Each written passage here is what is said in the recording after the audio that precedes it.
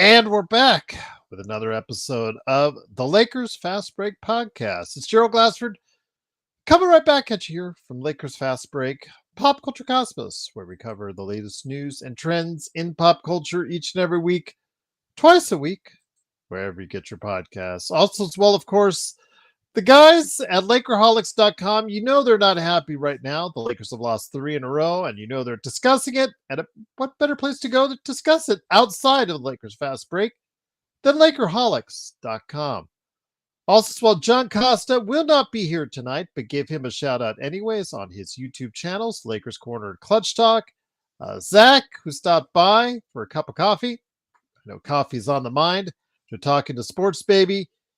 Yeah, he has his Lakers live channels, Empire Jeff TV.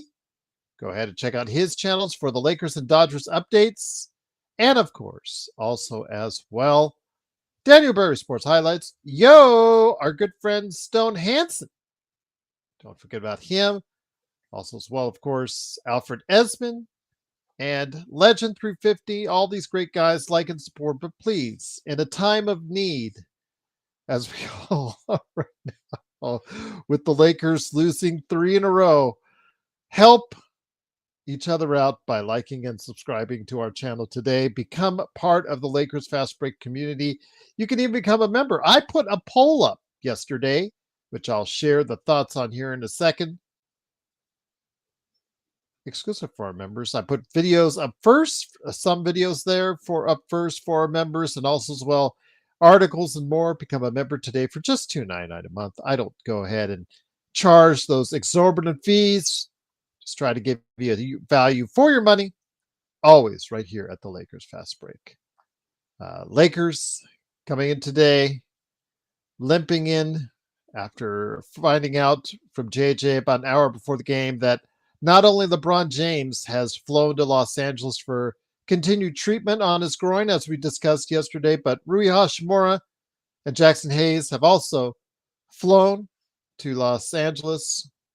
They're listed now as day-to-day going forward. Of course, that still means they're going to miss Denver, but again, Lakers would come in tonight against Milwaukee, a bit shorthanded.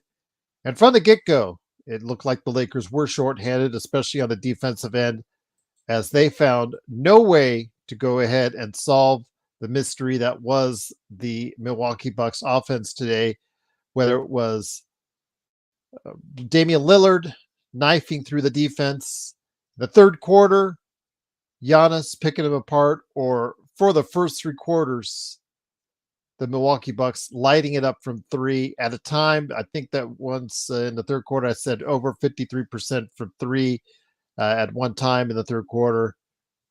As far as the game is concerned, man, they were just lighting it up in those first 3 quarters, and that's all they needed. They put in cruise control afterwards. And despite a 45-point, 11 rebound, 2 steal, 3 assist performance from Luka Doncic, and a 28 chipped in by Austin Reeves, that wasn't enough. They got no support and not very much help tonight, both on the offensive or defensive ends, as the Lakers, they got trounced and they got separated on in that third quarter with a 31-19 quarter. And it really was done from there as the Lakers lose 126-106. They are falling down the standings as we speak. We talked about once this time last week in second place. The Lakers right now, I believe, with the loss, will fall into a tie as far as the number of games back. They will be with Houston.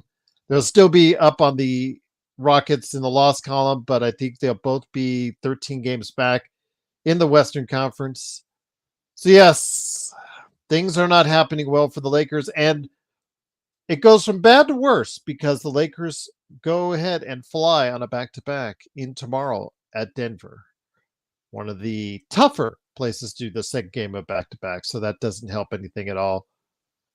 Darren says 7 feet tall and can't do anything. Len, what a waste. Yeah, former lottery pick Alex Len. That's probably what he's only going to be known for. Darren, yeah, absolutely. He looked miserable tonight.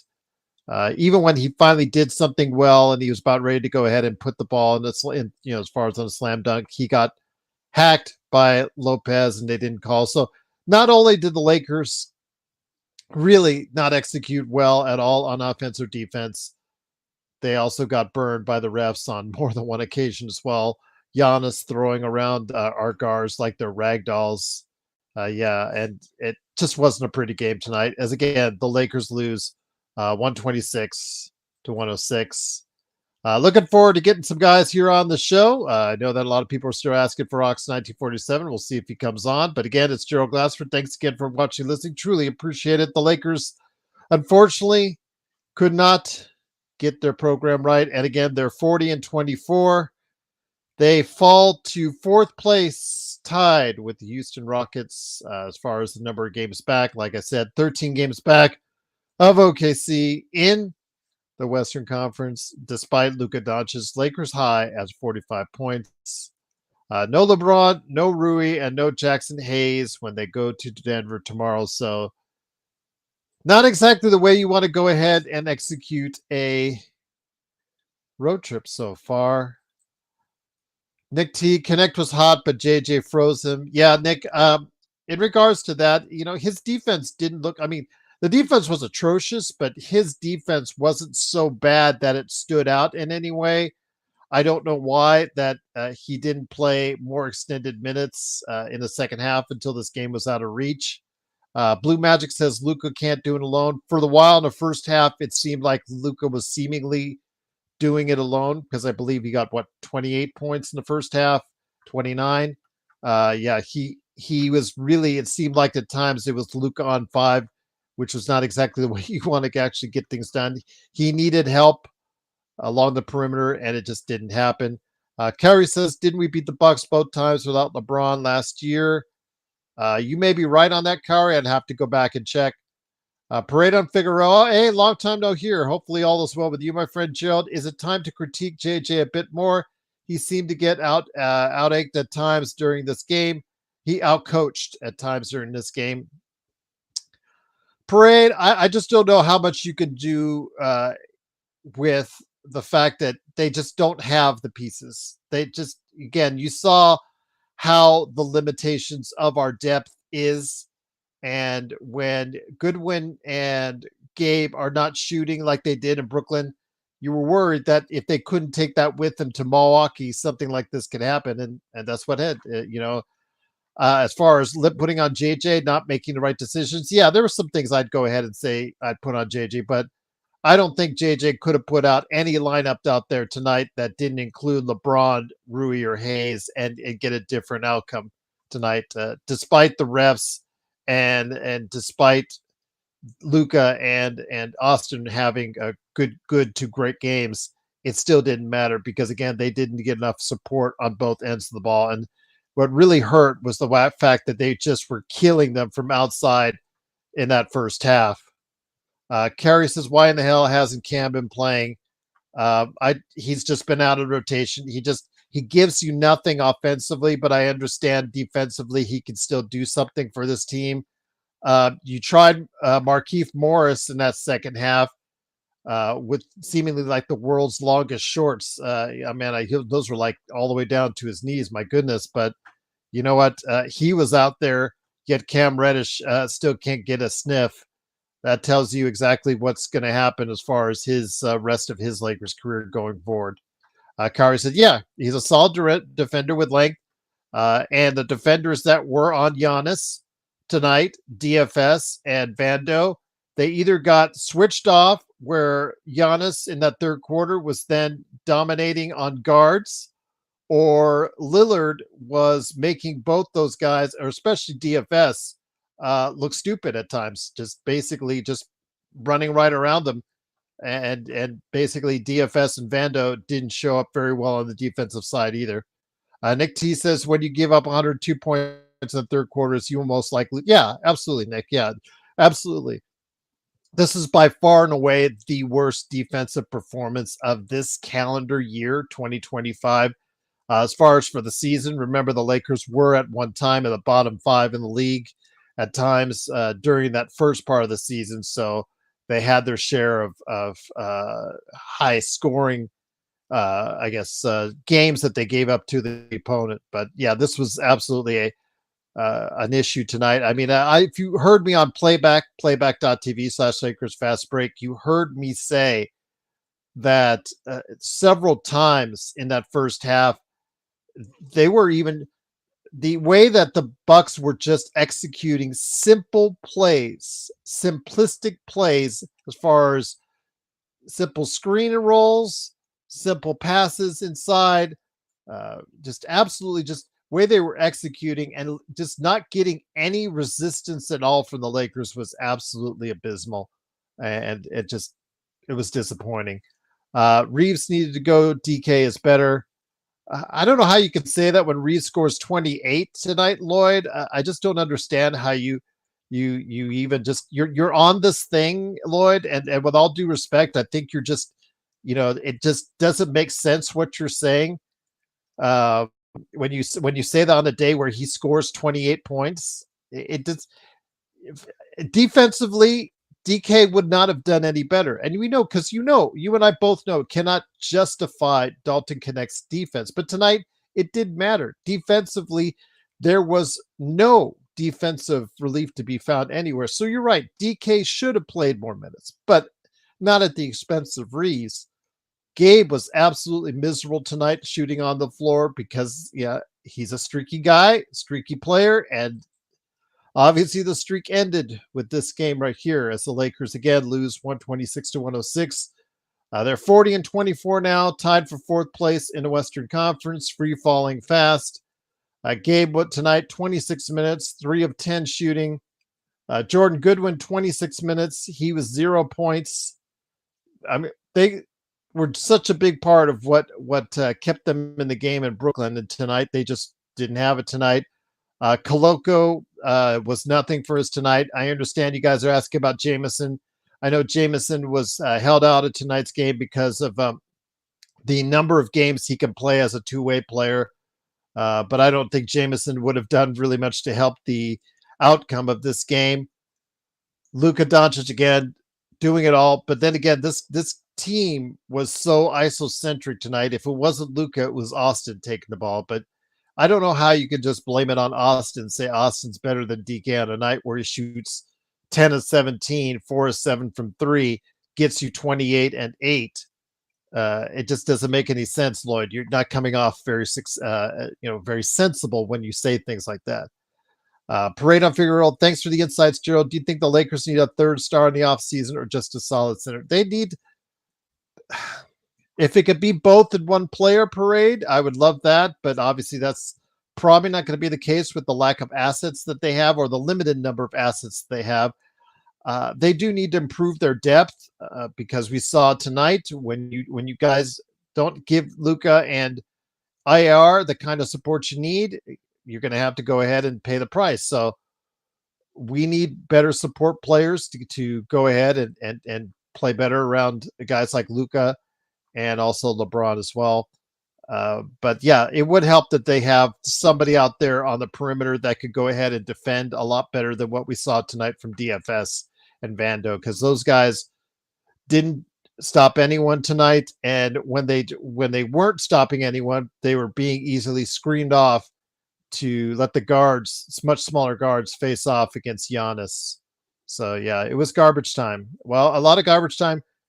Juan, when you say that 28 and 8, a lot of that was still when the Lakers were still had tried to get back into this game. So I don't know if I agree with you on garbage time. It was, I mean, obviously they never were able to overcome getting back into single digits once the outcome was made in third quarter, but they were still putting out an effort when Austin was getting the majority of those points in the third quarter and early in the fourth. Kari said, well, thank you.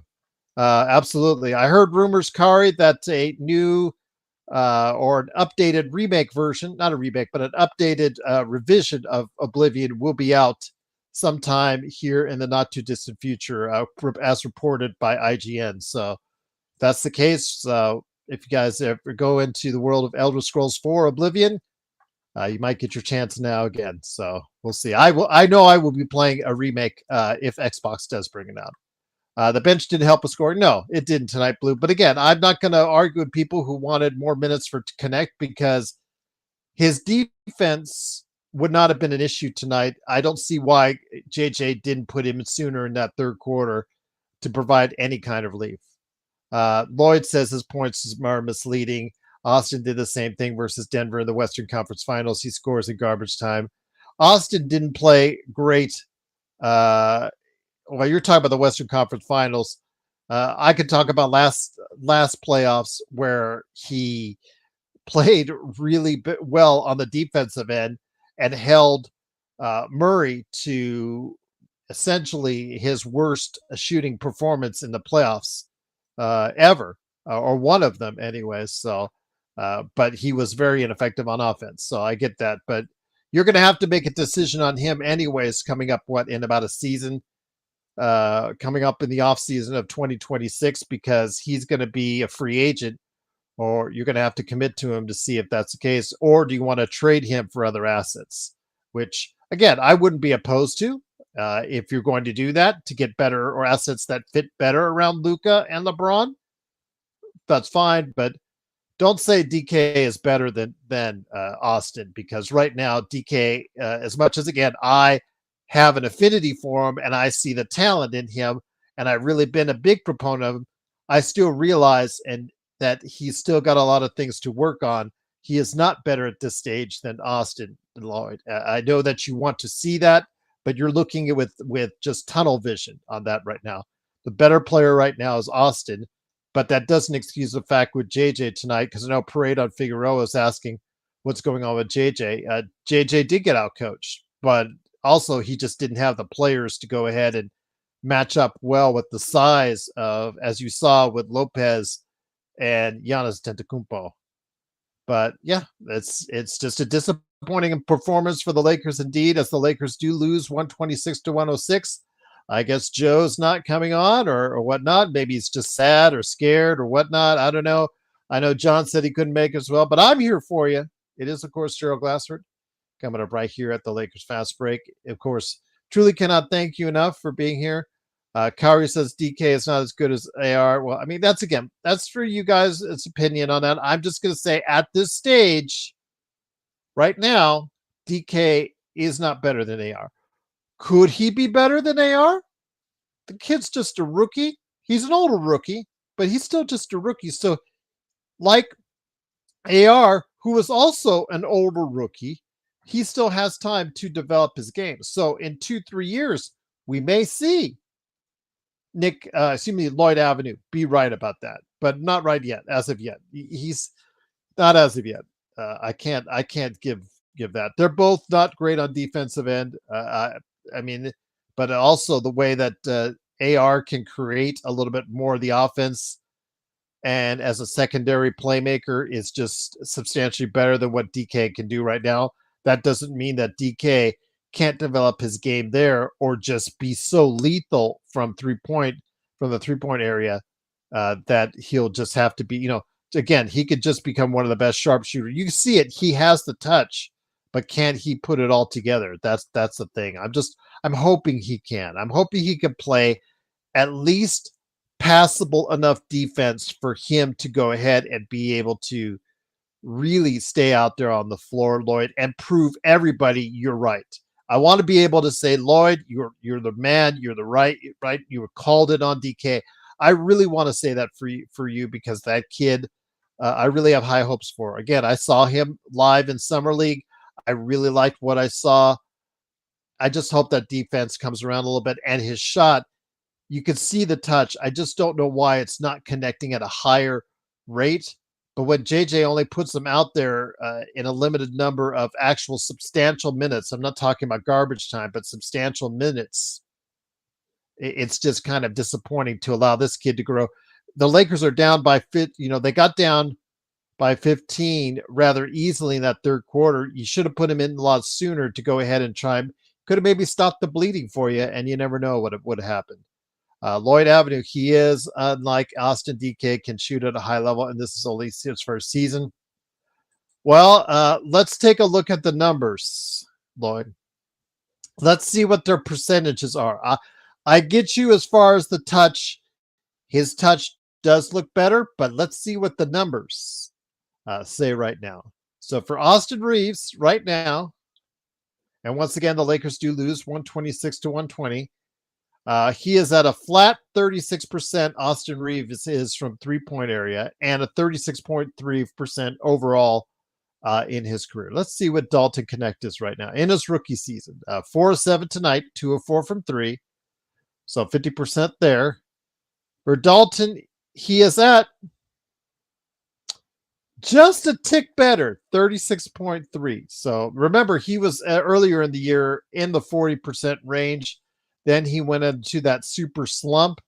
Right now it's come up a little bit, but right now they're essentially even. Right now, you could say it's pretty much essentially even right now or at 3-point percentage. So, but I think again, it comes down to the Lakers just didn't have enough defensively to stop Giannis in that third quarter as the Lakers got outscored 31-19. That was the decisive factor because Luka got them close, got them, I think, believe within 4, if I remember correctly. And the Lakers looked like they were getting back into this game. But unfortunately, again, Milwaukee surged in that third quarter, really found some mismatches that they liked.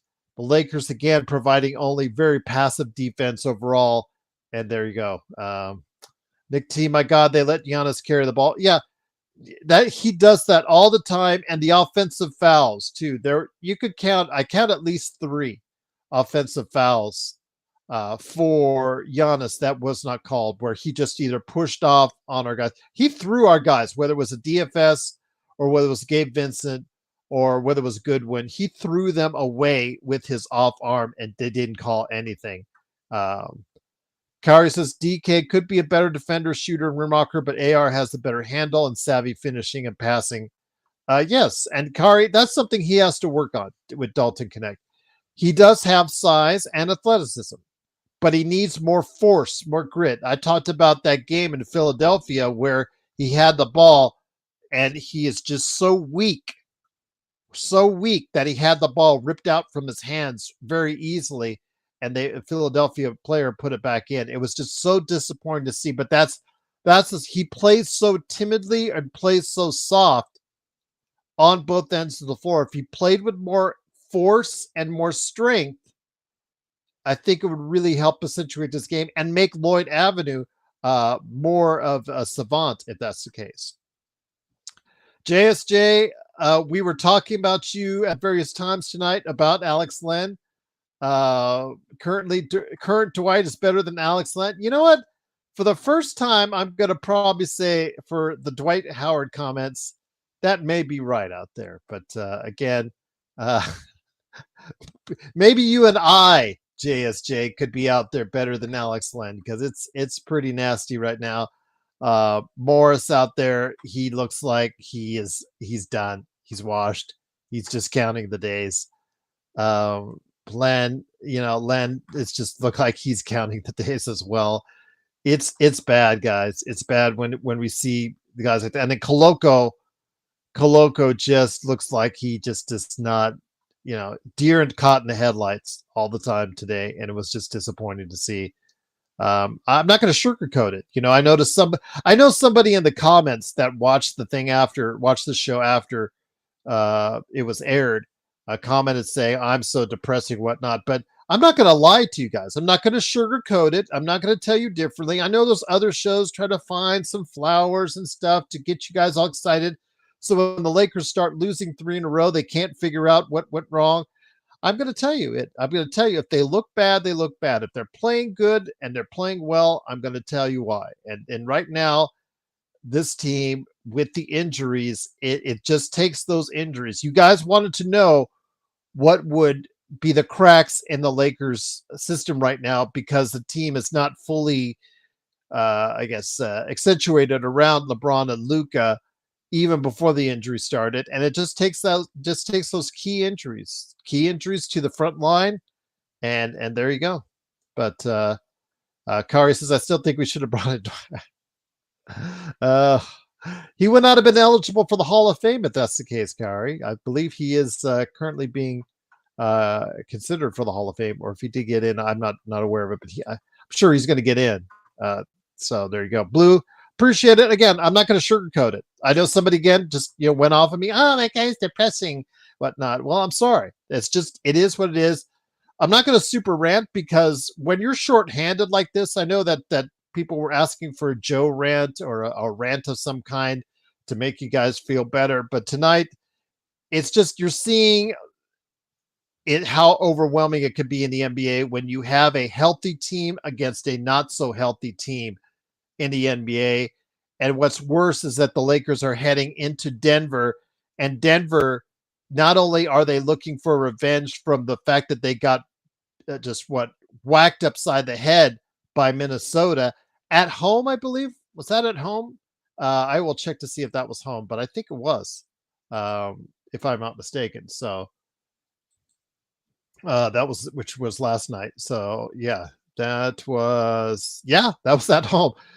So not only did they get whacked in the head at home by Minnesota, oh, by the way, I'm sure Malone's going to put in their head what happened to them 2 weeks ago when Luka stopped by and got that first Luka game that's out there. So they're not going to be very friendly tomorrow, by the way, with a shorthanded team. So we may have to wait until they get back home, where they're one of the best home teams in the Western Conference. In fact, only OKC has a better home record in the Western Conference before we finally start seeing some wins. But who knows? By the time the Lakers get back, we could see Jackson Hayes return to the lineup and Rui return to the lineup as early as the Phoenix game, maybe, because they've been listed on a day-to-day basis now, is what we were told before the game. And LeBron, maybe we'll see LeBron maybe by the time they meet again against, I'm guessing by the time they see Milwaukee again, we could be seeing that. So Rodell says, I don't know, guys. I watched Kobe at 26 and he was a must-see TV. I don't care who was on the court with him. Tonight was unwatchable, even with Luka going for 40 plus. Well, that's strictly your opinion, Rodell. I thought, again, Luka, despite the fact that the Lakers were consistently down tonight, still giving out an effort on a game where he, again, just absolutely looking good. But he plays a different type of game, Rodell, than what Kobe. I don't think that's a fair comparison at all because Kobe has more of a athletic or had more of an athletic type of game than Luka. Luka is more cerebral and has a more careful approach. So I think you're talking about apples and oranges there, Rodell. So I hate to disagree with you for the 578th time, but I'm going to have to do so. So I think that's unfair to Luka that you're comparing his style of play to Kobe because it's two different styles of play and how you appreciate him playing the game of basketball.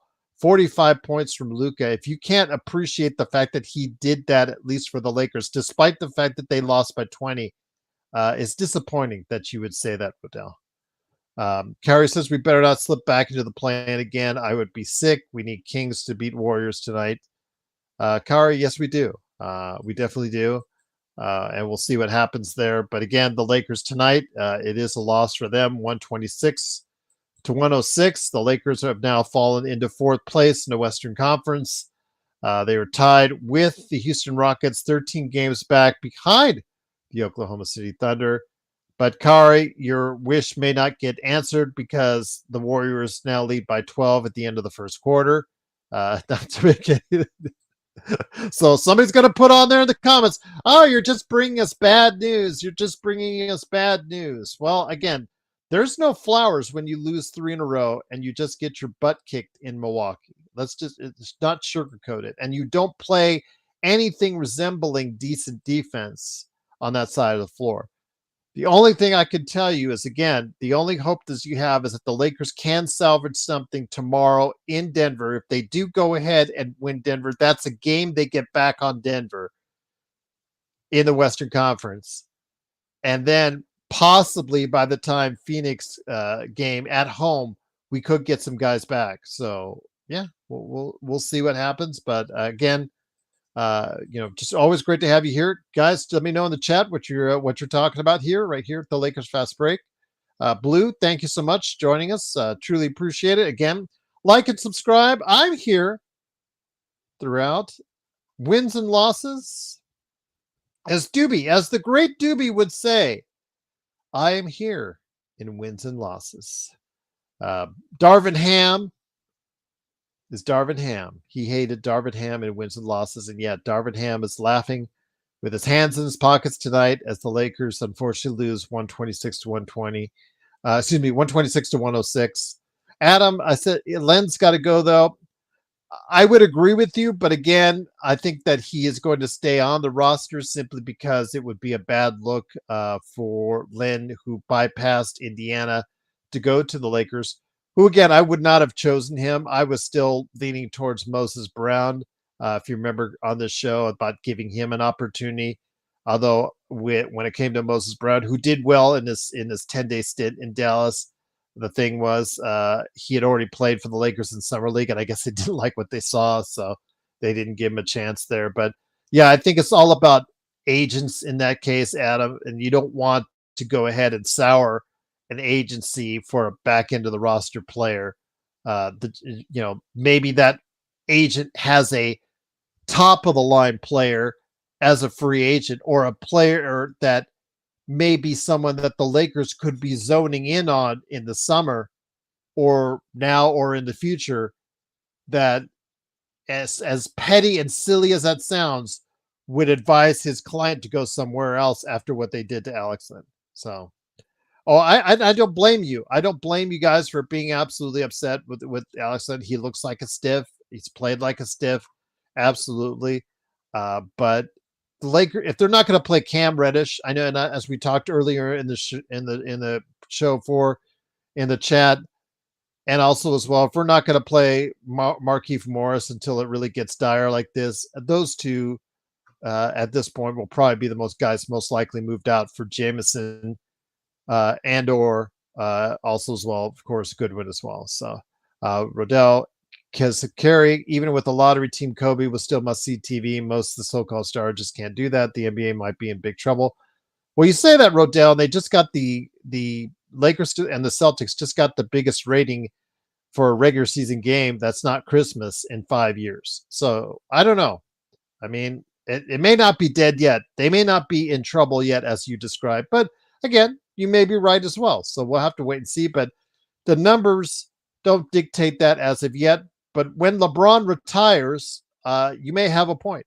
We'll see. When LeBron, Curry, when those stars with the name value, when they retire, I'm interested to see if the transition to players like Luka, like Wemby, like even Anthony Edwards, et cetera, if those guys are going to be must-see watches like we're talking about with Curry and LeBron, etc. So we'll see. Again, I'm not counting on it, to be honest with you, but I see the value in them, but I'm not sure if everybody else will. So we'll definitely see. But Jokic doesn't want the bright lights now. Jokic is happy where he's at. I think he's always going to be a lifer in Denver.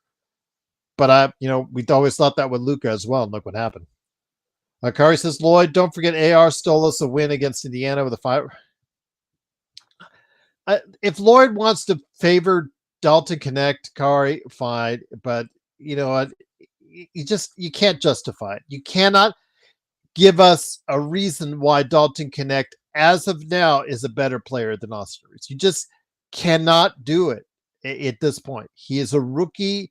He's been inconsistent.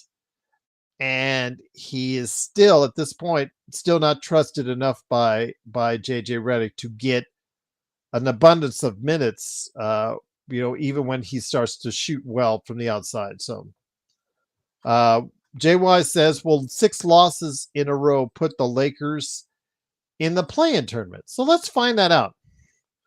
Right now, the Lakers, let's go in the loss column here. The Lakers have 24 losses. They have the same number of losses as Grizzlies and Nuggets. So let's look at the bright side, guys, for just a second here. If the Lakers do win their next 2 games, essentially, and maybe Grizzlies and the Nuggets lose, well, the Nuggets would lose, and let's say the Grizzlies lose, they would be back in second place in the Western Conference. So let's keep that in perspective. But on the other side of the coin, if the Lakers continue to lose, let's say they lose, because this is right now they're in the midst of their first of 3 straight back-to-backs. If they lose, let's say this game coming up in Denver, and then they lose the next 4 after that, which I don't think they will. I think they'll probably go ahead and they play much better at home, so I don't think they will. But let's just say they do. Let's just say they do. That would put them right around 29 losses, I believe. And so that would put them, right now, or at that point in time, it would probably put them close to 6th or 7th place in the Western Conference, considering all things right now. Because Warriors and Timberwolves are at 28 and 29 losses. So it would put them in that ballpark, JY, to give you it would put them in that 6th, 7th slot right there. So yeah, that's your answer. Luka Doncic after the game has said we'll see, and he doesn't know yet. If Whit asked if he's playing tomorrow, so he is questionable again for tomorrow. So that's what we were told. So amazing. That will piss off Joe more than anything else. So after a night he goes for 45, he would be sat out tomorrow against Denver if that's the case. That would really I think ruffle his feathers a lot. But we'll have to wait and see. Eric says fit to see the best when they are losing at the wrong time. Yeah, Eric, they are, but they are, like I said, if they can salvage a win in Denver, they are going home where they're second place in the West. They're the second best home record in the Western Conference. That is worth something there. Something that the Lakers will have to figure out. Golden State, with all their success they've had recently, they're still terrible in their division. They're 2-10 against their division. So Golden State, if they don't get things right within their division, they could see them start to slide a little bit. But right now, tonight, they're having their way with the Sacramento Kings. Right now, the update on that game is 39-27. Also, in tonight's games, Washington defeated Detroit. Kind of a surprising thing there at home for Detroit, 129-125. Chicago beat Brooklyn, 116-110. Brooklyn heading back to the way it was supposed to be playing against the Lakers. And then Orlando defeated New Orleans, 113-93, in a relatively light schedule tonight. So, yeah, absolutely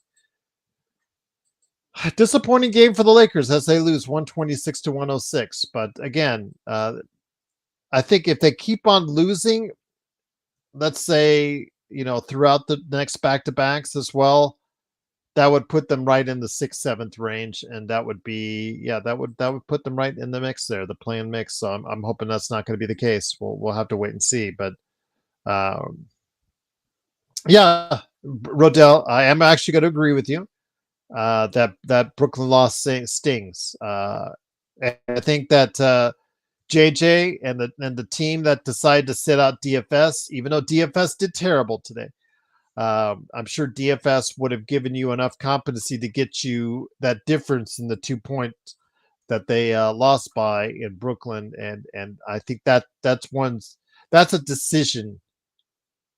That's a decision that should be thought. Why did they do that? Because DFS probably could have been the difference for that 2 points if that's the case. But Nick T says, don't be in the play-in. Yeah, the Lakers playing for the play-in. You've seen how that scenario has worked. It only goes so far for the Lakers. JJ Jadaway. Welcome, JJ Jadaway. Please like and subscribe. Sorry, Joe. Should rest Luka, or you called him Luke, but I know who you're talking about. Luka tomorrow.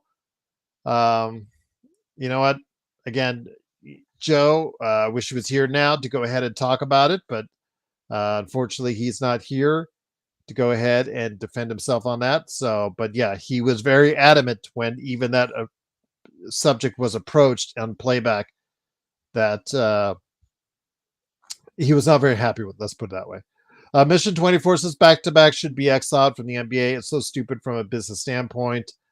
Well, Mission 24, when the Lakers had to go ahead and move the game from this one was a planned back-to-back, by the way. The Milwaukee Denver one. The ones that weren't planned are the next 2 back-to-backs, and that was because the Denver game, not Denver game, excuse me, The one game that had to be moved, obviously, was the San Antonio game. That game was moved because of the Los Angeles fires that happened. And also, as well, the second back-to-back that at home, which is Denver and then Milwaukee. Milwaukee, I believe, had to be moved as well from the 18th to 20th. But I think that still would have been the way the schedule works out, a back-to-back with Milwaukee and Denver. Now it's just Denver and Milwaukee. So it had to be flipped, I think. Let me check that out right now. But yeah, it's still not going to be fun, guys. It's still not going to be fun as the Lakers start this first of three back-to-backs, three straight back-to-backs with a loss, 126 to 106. Lakers now fall into fourth place in the Western Conference. Gerald Glassford, great to have you here. Truly appreciate you trying to, build the community and help each other out in a time of need like this. Lakers fast break, truly appreciate it. Yeah, the Milwaukee game, because the San Antonio game was moved to the 17th, the original game that was going to be on the 18th was Milwaukee. That still would have been a back-to-back. They just flipped it from Milwaukee, Denver, again, like they do now, to Denver and Milwaukee. So that still would have been a back-to-back as well. So the Lakers just don't get any relief at all. But you got to play the schedule as is. The only thing I would suggest is maybe extending the season out even more, or maybe like a week, 10 days. Would that be enough to get rid of the back-to-backs? I mean, it's out there. I mean, you could only go ahead and say that that's going to be the case. I don't think we would beat Phoenix at home at this rate. Maybe even Spurs too. Card, come on, let's think positive here. The Lakers again are the second best home team in the Western Conference. I'm going to give them some credit that they can beat Phoenix and Spurs, even if Rui and Jackson and LeBron aren't there. I still think they can get the job done against Phoenix and the Spurs, at least. I know Phoenix has the big three, but you see the way that they've been playing basketball, they're still losing and still under 500 and still out of the play and mix right there. Mission 24 says, I'm distracting myself with Star Wars Jedi Survivor. Very good game. I played that. Very good game. And so I cannot say I disagree with you on that. I'm currently going through right now Avowed. I'm getting 20 hours in on that one. Riddell says the problem is that they won't build any chemistry playing together going into the playoffs. And you're right, Rodell. That's 2 out of 3. You're right. Okay, they won't build any chemistry going in the playoffs. It's really hard to get that back up, just as they were starting to work so well and generate so much together during that 8-game winning streak. You're heading into a playoff series where they're going to have to find their mojo and get everything together in the first round of the playoffs. And that's really hard to do. That's asking a lot. But health is the biggest thing right now for the Lakers, and to get them all ready, yeah, it's going to be something. But Rodell says the problem is they won't build any chemistry playing together going into playoffs. It probably puts a nail in the coffin about getting to the finals. OKC and Denver will have a lot more history. OKC's playing well. Jalen Williams is out right now, but SGA is picking up the slack. The SGA getting hurt would be a killer, Rodell. SGA getting hurt, OKC cannot overcome that. Just like Denver, if Jokic gets hurt, cannot overcome that. Murray, they could still get by and still do some things, but if Jokic gets hurt, if that elbow that has been bothering him keeps on hurting a little bit more and more and more to the point where he can't play, then that's going to be an issue for Denver.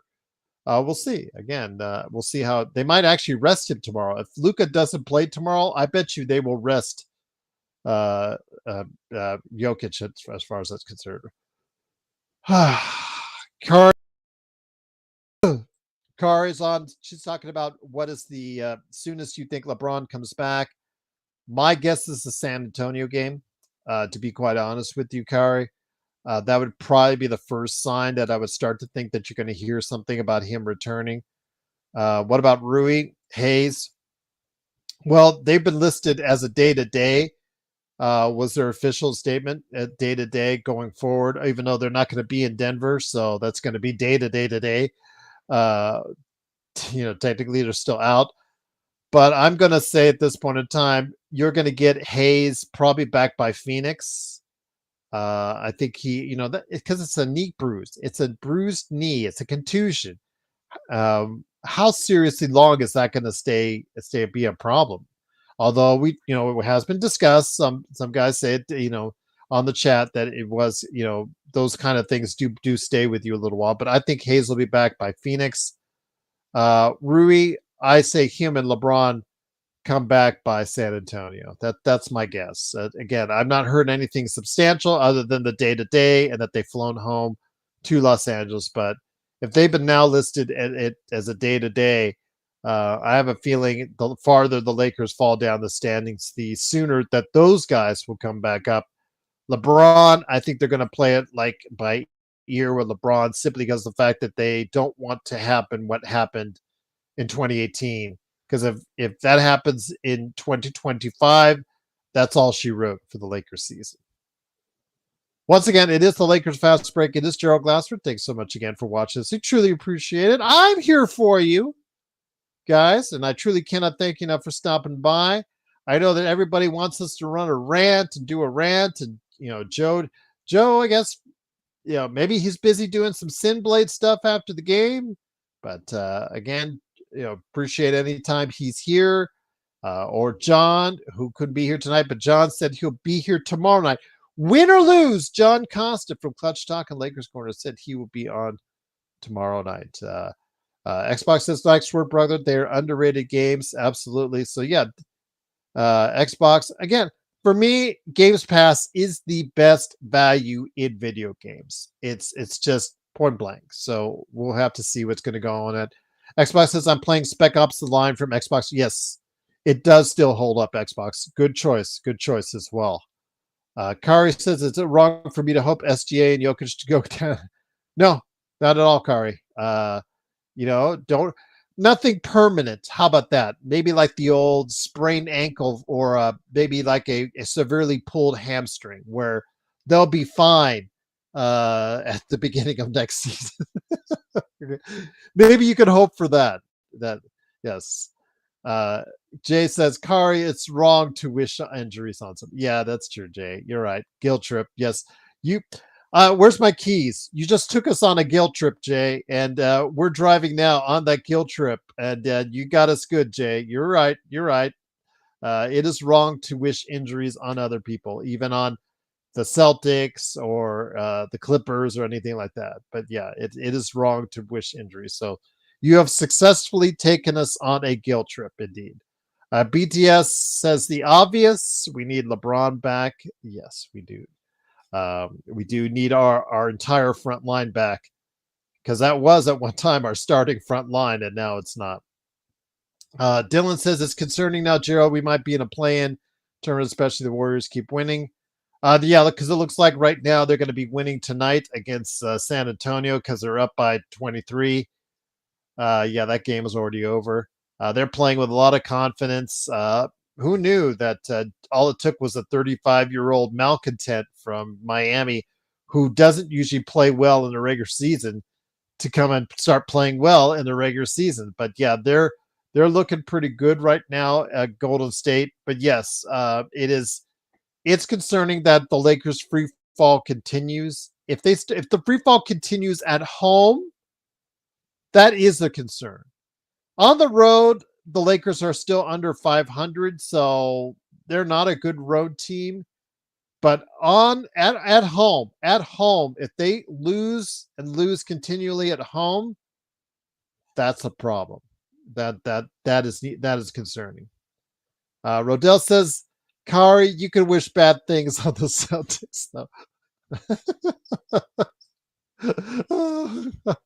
You guys are cracking me up tonight.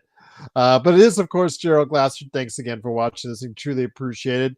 Do want to mention our poll results from our members tonight, and the other night I posted. The question was, how would the Lakers do on the final 2 games of the road trip? Would they take 1, 2, or none at all? And actually, the voting was they're going to go ahead and win tonight. The majority was going to go ahead and win tonight in Milwaukee. So that already has proven to be false. And then we had votes that were for the Lakers winning out both games, and that hasn't happened either. So I'm hoping that the Denver game will be a little bit more successful tomorrow, but we will wait and see. Again, we don't know the status of Luka. That will piss off Joe. If you want to hear a rant from Joe, that's if they'll bench Luka tomorrow. We'll see. But yeah. I have a feeling they're going to be benching him at some point in these back-to-backs. So yeah, we'll see how that works out for the Lakers without LeBron and then possibly without Luka. You're just giving these games away, which is going to be hard to do to make up, or hard to make up with less than a month left in the regular season. I see on Twitter that Cam Reddish is trending. Oh man, Twitter is just brutal right now on Cam Reddish. But yeah, Cam is probably going to be let go at some point in time in the not too distant future. My guess is either in the last week or the final day of the season to bring on Goodwin, and then also probably Morris for Jameson. Dylan says, do you think we could beat the Warriors in the playoffs with a playoff Jimmy? I think if we've got a fully healthy team, Dylan, I think we can. I think we play the Golden State Warriors really well. I think we defend against Stephen Curry really well. And playoff Jimmy, on a night where both Vando and DFS got exposed on the wing, I'm not as 100% confident as it once was. But the Lakers, I think, have enough bodies to throw at Jimmy to slow him down. And Jimmy hasn't been playoff Jimmy in the past couple seasons. Jimmy hasn't been playoff Jimmy. He might have been playoff. He was playoff Jimmy heading into the finals against Denver. And I think that's the last time we really saw playoff Jimmy. But you guys correct me if I'm wrong. But I don't remember a truly playoff Jimmy performance since their finals appearance against Denver. Carrie says Celtics would have to have the whole starting lineup get injured, maybe it all at once to mess up. Oh, that would be classic. That would be classic. Yeah, we could beat the Warriors. We have Steph's number. I just think again, if the Lakers can, Lakers have effectively worked out a good scheme against guarding Stephen Curry. And then Jimmy Butler. It would be a matter of how many guys we could throw at them. You could put Braun on Jimmy at times. And then, of course, DFS. How would you go ahead and defend Curry? Would you throw Vanderbilt on Curry to throw some height against him? Would you throw DFS on Butler to try and slow him down? Yeah, that's the question I would ask. Again, I don't want to take tonight's performance from both because both had a subpar defensive performance tonight. But the thing is also as well, the defense is so predicated on switching. Would the Warriors be able to hunt out the matchups in the switches and get the Lakers out? Because if they're getting Reeves or Connect or times Gabe or even Goodwin, that seems to be something the Lakers are not exactly ready to handle at times as well. Rodell says the Celtics tried to kill Kareem a few times back in the day. Yes, they did. They check his wallet because I think they mugged him several times, Rodell. I remember quite vividly. Yes, he would have to wear a mask during timeouts because of the heat. You're right. That old Boston guard, man, that was a dump and a half. What are the old stories that they're in, that when the road team in the locker room, they would intentionally keep the water cold and no air in the locker room, specifically on the road teams. Yeah, it is what it is. Boston fans will call it charm. I will call it something else, and I'll just leave it at that. Nick T says, since the bubble, I think he played well leading up into the finals for Miami. Nick, I would sort of disagree. I know he played at a elite level in the bubble, and I would not disagree with you there. But I think he played well to get them. Him and Bam played well together as a unit to get them to the finals against Denver, and then of course it all fell apart from there. But since then, it hasn't been pretty. But yeah, just again, the Lakers losing 126 to 106. The Lakers have fallen into fourth place in the Western Conference. But again, all is not lost. If they come back tomorrow, somehow get a miraculous win on the back-to-back, we'll see what happens. But yeah, Luka has to play. If Luka does not play tomorrow, that's setting us up for slaughter, and that's just not. You can't give away games at this point in time. It's bad enough if the Lakers. I feel better if the Lakers would have won that Brooklyn game, but as Rodell pointed out, they didn't. They didn't get it done, so that's going to be very disappointing indeed. But again, it is of course the Lakers Fast Break. Truly appreciate you joining us. Please like and subscribe to get the latest notifications on when we go live on the air with the latest Lakers Fast Break. Looking forward to hearing your thoughts in the chat. I'll be here for a few minutes longer in case you have any questions I'd like to answer. And then maybe Joe and I can pop on tomorrow, or John will be here with me tomorrow. So that'll at least be good right here for all your questions as well. So you get John back on this show. I don't know why John couldn't make it on. He just told me he was a few minutes before the show started. He wasn't going to make it on. And I hope it's not because the Lakers got their butt kicked tonight. But again, I'm here for you. Wins or losses, best I can. I know that the other night Joe and John picked up the slack, so I'm here to pick up the slack for them as well tonight. Jay said Rodell and Rambus, that was then, and Lakers won 5 to Celtics 3. It's 2025. Reacting is one thing, but wishing is something that isn't done in sports. I know, Jay. Again, you put me on a guilt trip successfully, so I can't wish any injuries on players. So we'll see. Kyrie says, if you think about it, we'll probably still play the same opponents if we drop in the standings just without the home court. And that's the problem, Kyrie. We are a substantially better home team this season than a road one. So we need all the home games we can get. And yeah, it is a nice thought, Kyrie. The 5 players at once. Boom. Yeah, the Warriors are on hot streak. I think no one can stop us. I don't think so. Agree. Water is sweat.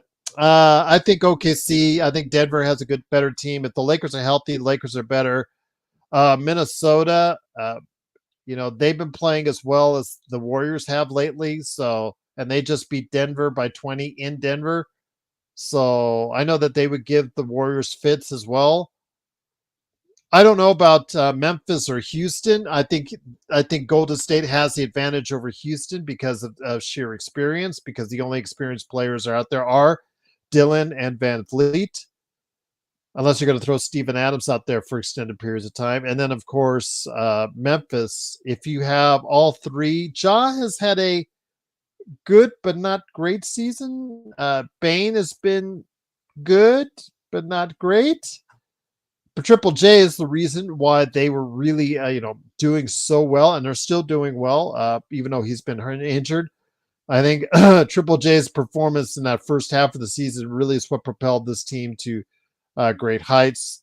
If they get Triple J back, they're going to be a force for any team. So Dylan says, Gerald, did you see the Warriors schedule? I think they can go for a 25-game winning streak. I've not seen the schedule. I do know the Lakers are part of it. I believe at least one more time. Yes. And they're home. So I would disagree with you on that as far as a 25-game win streak, because I think the Lakers would beat the Golden State Warriors on the 3rd of April. But let's see what their schedule is. Golden State's. I'm looking at it right now. So they're killing Sacramento. Then they're at home versus New York. They're at home versus Denver. That's going to be a tough one on Monday. Milwaukee. You don't know what you're going to get. Will you get the Milwaukee tonight, or do you get the Milwaukee that's been laying an egg at times? So that's a good point there. Toronto, Atlanta. At home at Toronto. That's a win. Then you're on the road. You do play Atlanta, Miami, New Orleans, and San Antonio, and then the Memphis game at Memphis on the 1st, and then at the Lakers are on the 3rd. that's your true test right there. So you've got a nice long winning streak ahead of you before that, but 25 games, I don't think so. Water is wet. I don't see Golden State winning back-to-back games on the road against Memphis and the Lakers, who are both above the Golden State Warriors in the Western Conference standings. And I expect LeBron to be back by that game, Jackson Hayes to be back by that game, and Rui Hashimura to be back by that game as well. So yeah, I disagree with you there wholeheartedly. Although you do have a lot of nice victories headed your way, especially on the road there as well. All right. But once again, the Lakers do lose tonight, 126 to 106. Again, the Lakers were paced by a career high as a Laker for Luka Doncic with 45 points. Of course, also as well, AR chipped in 28, but it wasn't enough. Tomorrow, they will need more support from the other forces, and when only one other player gets 10 points, which is Dalton Connect, and he did some of that in garbage time, that's disappointing. So tomorrow, the bench guys and the supporting characters have to step it up. DFS has to look a lot better than what he did today. Gabe Vincent has to look a lot better, play like he did in Brooklyn. Jared Vanderbilt just has to go ahead and get some rebounds, 3 rebounds in 15 minutes for a guy his size. That he really needs to help out more there. Koloko was nothing. So I'm assuming they'll have Jameson back. Milton only got 4 minutes, so you can't complain there. Jordan Goodwin, after playing so well in Brooklyn, played the exact opposite here. 0 points, minus 17. I know a lot of people lost a lot of faith in him tonight, but hopefully he can regain some of that faith with you guys tomorrow in Denver. And then Dalton, he just has to get more looks and more minutes. This time where you have so many players down, you need to rely more on his offense and make Lloyd look good for going ahead and saying what he's saying. I don't agree with him right now that DK is better than AR. Can he get to that point or surpass AR? Anything is possible. He's just a rookie, but you got to give him minutes out the floor to go ahead and do that. And right now, 18. He's got 22 listed, but some of that was in garbage time. So let's say 18 minutes, which is what he had for the most part leading up to then. It's just not going to get it done. Jay says, Rodell, Laker fan, rather be one to react and act first. Playback is always better than outright being dirty. True. That's a good point, Jay. Yeah, absolutely. So, Dylan, yeah, Warriors fans, I mean, they're confident. They're really on a high right now. I'm happy for them. I'm happy for my friend Legend. Legend always comes into our chat and is really respectful, and they have exceeded even his expectations. He's being very realistic about it, and I appreciate that. So we'll see. They do have a lot to the credit of Water is Wet. They do have a lot of easy games lined up for them. So a top 6, maybe even a 5th or a 4th seed could be in range for Golden State. I would not put it out of the realm of possibility, but yes, it just absolutely goes without saying. I mean, they're not going on a 25-game winning streak, most likely, because again, on the 1st and 3rd, they're at Memphis and then at the Lakers. That's probably not going to be the case. But Rodell says if Dalton Connect could just be more consistent on those open threes, he would really open things up. And there you're right. Again, see, 4 out of 5. I'm agreeing with you on that one. I know we had our differences on Max, and Max has really struggled in the past 2.5 weeks now. But again, I'm sure he will find the rhythm, especially now that he's getting a lot of time, Rodell. So I expect you're going to start seeing some good Max Christie games pretty soon from him. Dalton, same thing. He's got to start making those open shots. He cannot shoot just 36%. A guy like that needs to be able to shoot at 40, 45%, or let's just say 42%. If he could shoot like he did early in the season, in the first 20 or so games when he was shooting right around 42%, that's the Dalton we need. Because you just see by his touch, he should not be missing so many shots. He just has a good feel as far as his shot is. He just looks like it's a good rotation. It comes off his hands well, especially when he goes and takes a step in. I mean, I don't know if you guys will agree with me or not. When he goes, not just from the three, when he gets in rhythm, but when he takes a step in, gets to the right around the free throw line, shoots like a 10, 12 footer, that always looks really good. And, a lot of these players just do not shoot well from the mid range because they just don't practice the mid range. They just shoot the threes over and over. I think, again, the upside to Dalton is there, but is he going to be able to see it with the Lakers? We'll just have to wait and see because, again, just because they used him in a trade once doesn't mean they won't do it do it once again, and for something that they need now instead of waiting for him to develop later. What's up, Kurt? Yeah, rough game, but we will bounce back. Truly appreciate you joining us, Kurt. Um, like you say, please like and subscribe. It helps others find the channel. I will have John with me tomorrow. He's already told me and assured me. Joe, hopefully, will be here as well. But again, it is, of course, the Lakers Fast Break. Looking forward to having you on as best I can. I didn't bring up. No, Rodell. I know you didn't bring up Max. No, I brought up Max. I brought up Max, and I meant it in goodwill because I know you're a big fan of Max.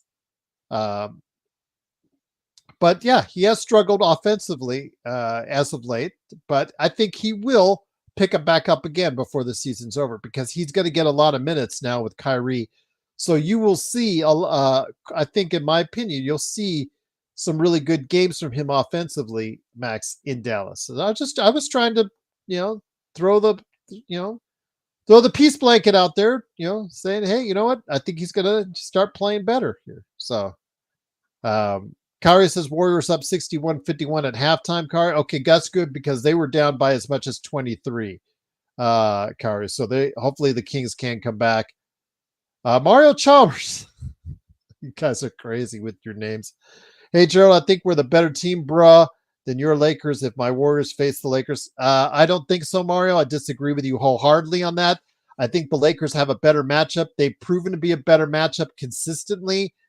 Jimmy Butler does make your team better. Obviously, that's been the case, but I disagree with you wholeheartedly, Mario. It's so funny since the and I mentioned this several times that all these Warriors fans, not named Legend 350, have started coming out. They start beating their chest, but they hide. They hide when they're like in 10th place and just almost out of the play-in mix in the Western Conference. But you know what? You guys have got something to be happy about. You guys got to be. I salute you. I compliment you. You guys got something to be proud about right now with the Warriors. They're shooting well, but again, for the most part, the Lakers have dominated the Warriors in the playoffs in recent times, and I don't see that changing because I don't see anyone on the Warriors being able to guard Luka. If you get the Luka like you saw tonight, and you get him paired alongside the LeBron, Austin hitting his shots, and you're getting a little bit better shots from around the perimeter from these guys. I don't see if you get the team that won 8 in a row over a tougher schedule than the Warriors are playing now. I just don't see how you could say that the Warriors are better than Lakers because the Lakers do have a better front line than the Warriors. Even with the Lakers not really having a top flight center, they're still a better front line than what the Warriors can provide. And the Lakers will still have Luka battling against Stephen Curry. And that if that's a mano-a-mano game, the Lakers should be able to take advantage with LeBron over Jimmy and what they have along the front line. But again, I'm happy for you Golden State Warriors fans because this season, like the Lakers season in December, the Golden State Warriors season in January was looking pretty dim. And it's taken a simple change, and it's really worked out for you guys. So more power to you, more props to you. As much as we say the Luka trade has ignited the Lakers going forward, the Warriors have now made themselves a very competent team, and I will give you guys that. But the thing is, Jimmy Butler is 35. Luka Doncic is 26. The Lakers still are going to be in the mix as long as Luka stays healthy for years to come. how much does a 37-year-old Stephen Curry and a 35-year-old Jimmy Butler have left? I'm not going to spew a lot of anger at you as some of these other guys may be doing to you, because again, you guys are playing really well, and you guys, as was pointed out by Water is Wet, have a really conducive schedule for a lot of wins going forward. But yeah, I just think as far as a matchup with the Lakers and the Warriors, I still think the Lakers have the advantage simply because the Lakers have more size that they can throw that the Warriors can't handle. And then also as well, Luka, that still leaves Luka versus Stephen Curry. And even if it's a wash, I'd still give the advantage to the Lakers as far as that, because Luka does so many more things on offense than Stephen Curry does. But again, Stephen Curry can dominate a game and a series just by his threes. So again, we'll see. It would be a great series. How about that? It would be a great series to watch. So leave it at that. But it's so funny because we have a Kevin Durant that's a Sacramento Kings fan and a Mario Chalmers that's a Golden State Warriors fan. Interesting. Only on the Lakers fast break, and I'll leave it at that. But that's crazy. That's crazy. All we need is a Devin Booker fan that's enjoys watching and rooting for the Knicks, and there you go.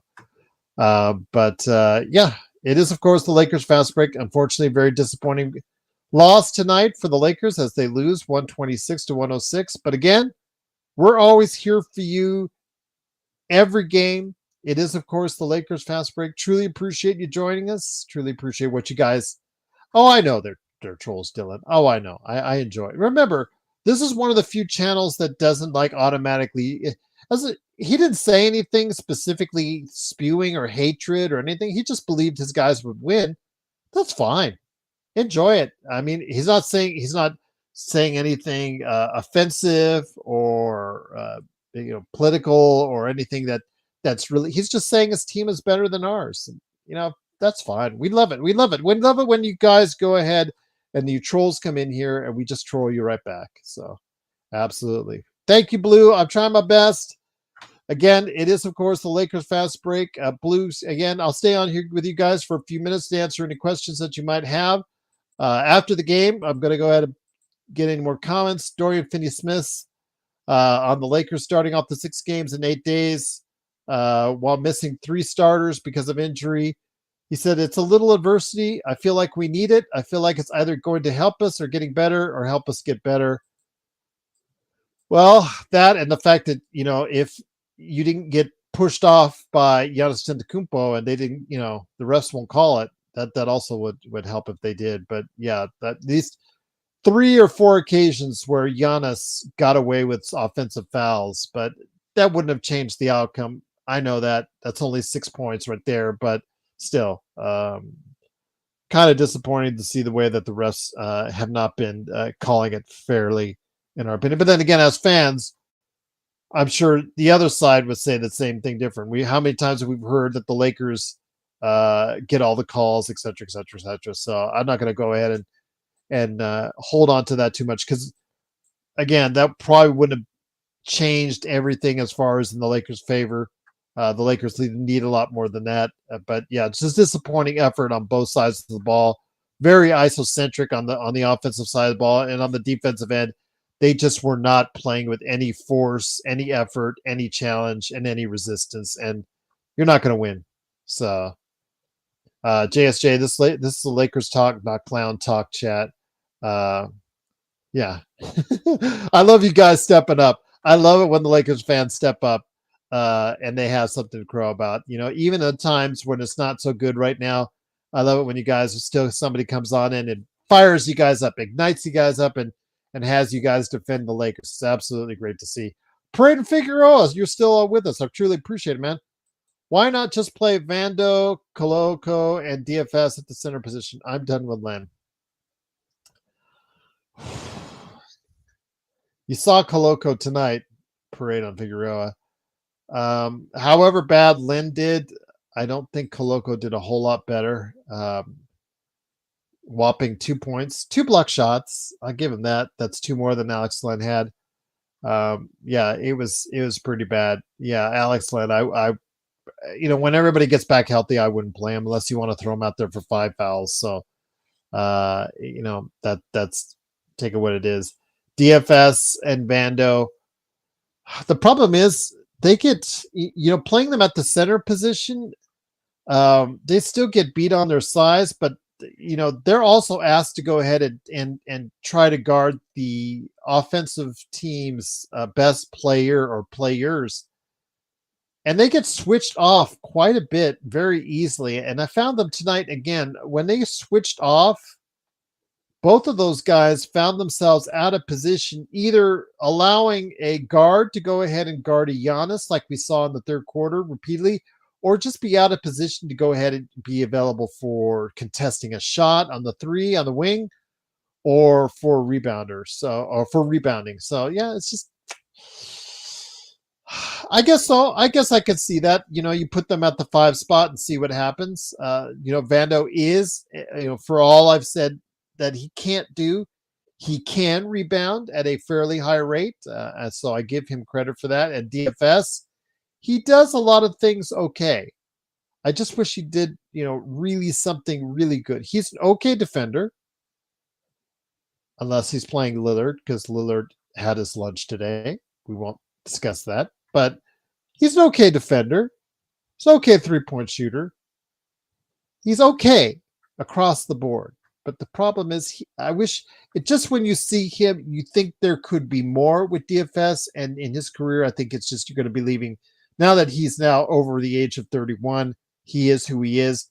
You're just wondering if there was something that was left on the table that he just didn't get done. So Jason, center shooting the 3 is a bonus, not needed. I was talking about that, Jay. I agree with you. Yeah, I know that Brook Lopez, and that's something we are going to discuss right now. Brook Lopez and the fact that the Lakers had him when he started to change and evolve his game away from what he was doing in Brooklyn to what he's now doing in Milwaukee and became a completely different player. I really think that when it comes to Brook Lopez, we could have had a chance to maybe look at him as a long-term, but maybe I think that in the minds of the guys, they just didn't think he was going to be able to last that long as a player. I think in their minds, they thought he would be well on his way to being washed by now. And unfortunately, if that's the case, they're proven wrong. But yeah, Jack Seal says, hey, welcome, Jack Seal. Hopefully you'll like and subscribe. Truly appreciate you joining us. Just me tonight. It's more mostly we have guys here, multiple guys here with multiple opinions, but it's just me. You got me tonight, so I'm glad you're here. Yay, that's my concern. AD is too much for the Warriors, and now we don't have AD. Can we still be the Warriors? Yes, Jack Seal. I believe if you have everyone healthy, if you have Rui shooting from the outside, you have DFS and Vando taking shots on either Curry or taking shots on Butler, and then you have LeBron taking some time on Butler, and then you have Jackson, doing the pick and rolls, which really, really disrupts the defense on the other side. I think they would be favored and they would have the advantage over the Warriors, Jackson. But Jackson, they have to be healthy going into playoffs. So we'll see in that. And I know that anybody out there asking for Maxi Kleber, please let Maxi Kleber surprise us all. I know that I got funny the other night because Mission 24 is convinced that he'll become a contributor.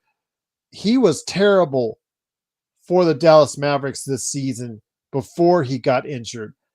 And now you're asking him to do a whole lot better, even to get to his career numbers and career averages when he comes back after missing 2 or 3 months. I want to be pleasantly surprised. I'm really hoping he can, but I don't expect it. I don't expect a lot from Max Kleber, but he is 6'10". He is 250. And if he can get you 7 and 5 or rebounds, or at least 5 fouls on Jokic and disrupt Jokic, it's fine with me.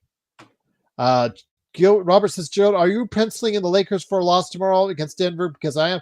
Wow, Robert, I never thought I'd heard you said something like that. Wow, that's interesting. Kind of take me aback on that. Never figured you for a penciling in a loss. with Luka already saying that he is, we'll see on the availability. I'm not penciling. I'm not going to pencil in a loss here just yet. Again, it all depends. If Luka sits out, yeah, that's a loss. If Luka sits out, that's a loss. Plus, Denver is going to be pissed off the fact that they just got their ass kicked by 20 to Minnesota, and then, of course, there's the little small matter of fact that they got, beat upside the head by Luka Doncic, 2.5 weeks ago on national television. So I think Michael Malone will probably remind them of that. So the odds aren't great. And I'm here in Vegas, and I would not bet on the Lakers winning tomorrow, but I'm not going to pencil out for that. Yeah. Kurt, yeah, I just, if Maxi Kleber gives us anything, I would be surprised. And I would be pleasantly surprised at that, Kurt. So I just, when people are talking about, I just worry when people say, oh, I can't wait till Maxi gets back. Oh, Maxi's going to be great when he's come back. I'm like, I mean, check the stats, check what he's doing. See why the We Talk Mavs guys were so thrilled by getting rid of Kleber's contract. However mad they were at losing Luka, they were happy because they got rid of Maxi Kleber. Thank you, Jack Steele. Truly appreciate you being a subscriber. You don't expect us to win, but maybe get blown up. I can't defend it, Jack Steele. I'm hoping we're all wrong. I'm not penciling it in yet as of yet, like you, Robert. I'm not using let me see if I have a pencil here. Yeah, I do. I'm not going to use the pencil yet on this, Robert. I'm not going to do that. I'm going to keep positive because, the other day, somebody in the chat, that commented after watching said I was so depressing, blah, blah, blah, blah, blah. And I was like, as soon as that Luka trade came in, we all at the channel, all the members of our channel, we all turned, except for Laker Tom, because he's the eternal optimist. We all turned into becoming real optimists for the Lakers now and in the future, especially in the future. And I'm not going to try and dissuade people from that. But again, I got to call it like I see it. And if the Lakers are stinking, the Lakers are stinking. But right now, this was a performance. Hopefully you can just wipe under the rug and just say, this was absolutely the worst we could play at this point in time of the season. We're going to get our act together and do something better. Our auxiliary players, the Gabe Vincents, the Jordan Goodwins, the Dalton Connects, who did so well in Brooklyn, hopefully will give us that kind of game again in Denver, but we'll see. Yeah, Kurt, it's just for Maxi, it's just, you're asking a whole lot. He was absolutely terrible before he got his foot in a tree. Then you're asking him 3 months from now after he got his foot surgery. Oh, by the way, we want you to go ahead and play at a high level in the playoffs. And that's asking a lot from anybody, and you're asking it from a guy who, again, in his mid-30s is, seen better days. I'm hoping he does give us something. I hope he does give us something because then again, it would be a definite plus for the Lakers. Like you said, Jay, he has 6 fouls. Then trade is expiring in the summer, which is something they're going to have to. They're going to have to probably. My guess is Gabe and his expirings, maybe Rui and Austin's expiring would get you a lot more of what you think you need. That might be a better fit around Luka. But again, we'll discuss that more in detail when the season ends and go from there. What's up, Breaker? People don't realize that Maxi is an amazing defender. He's just small, but he's good. Yeah, he's 6'10". Mavs fan here, watched Maxi for so long. I know Maxi, but I'm also a big fan of We Talk Mavs. I really like We Talk Mavs. Those two guys are awesome. I really think they have a good show. On the offensive end, and the fact his availability, Breaker, as you know, because you've seen more Maxi, his availability in the last 5 seasons, as I did some research on him, it's not been good. His health has just not been good, but he does give you positional defense size. He can give you some rebounding, but man, if he ever gets his 3-point shot back before he leaves the Lakers, that would be a blessing. Because again, he was like in the 20s 3 points when this season's before he went out, and he had already played like 35 games. Yes, 805. That is correct. He may be back before the end of the season. That's the best that they told us right now on it. So, Adam, you may be right as well. You may be right on that, Adam, that we don't see Maxey at all. But they've said at the best he will probably be back maybe the last week of the season, which is, right around early April. I don't know. I just, again, that's tough getting a foot surgery. So, yeah. Dylan says, Gerald, it was AD size that beat the Warriors. Green couldn't handle. Yeah, that's a good point. Yeah, AD had some dominant games. Without AD, it's a different prospect. Thoughts on this comment, Gerald? It's JJ. I will say this. Yes, AD made it. His one of his few matchups that AD really continuously fed upon was against the Warriors. I just still think that with Luka, if you get Luka, there's nobody that they'll throw against Luka who can really handle him. I don't think Kuminga. I don't think Butler. I don't think Moody. Podziemski, any of those guys can really handle Luka as far as they're concerned. And then what do you do about LeBron? Who guards LeBron? Green? Green doesn't play as much one-on-one as he did in the past. So we'll see. Again, they're playing at a really high level right now. So Golden State will have a lot of confidence going into a series. But again, we'll wait and see. They've got a lot of wins lined up for them. I'm not going to tell anybody that. We just talked about their schedule earlier in the program.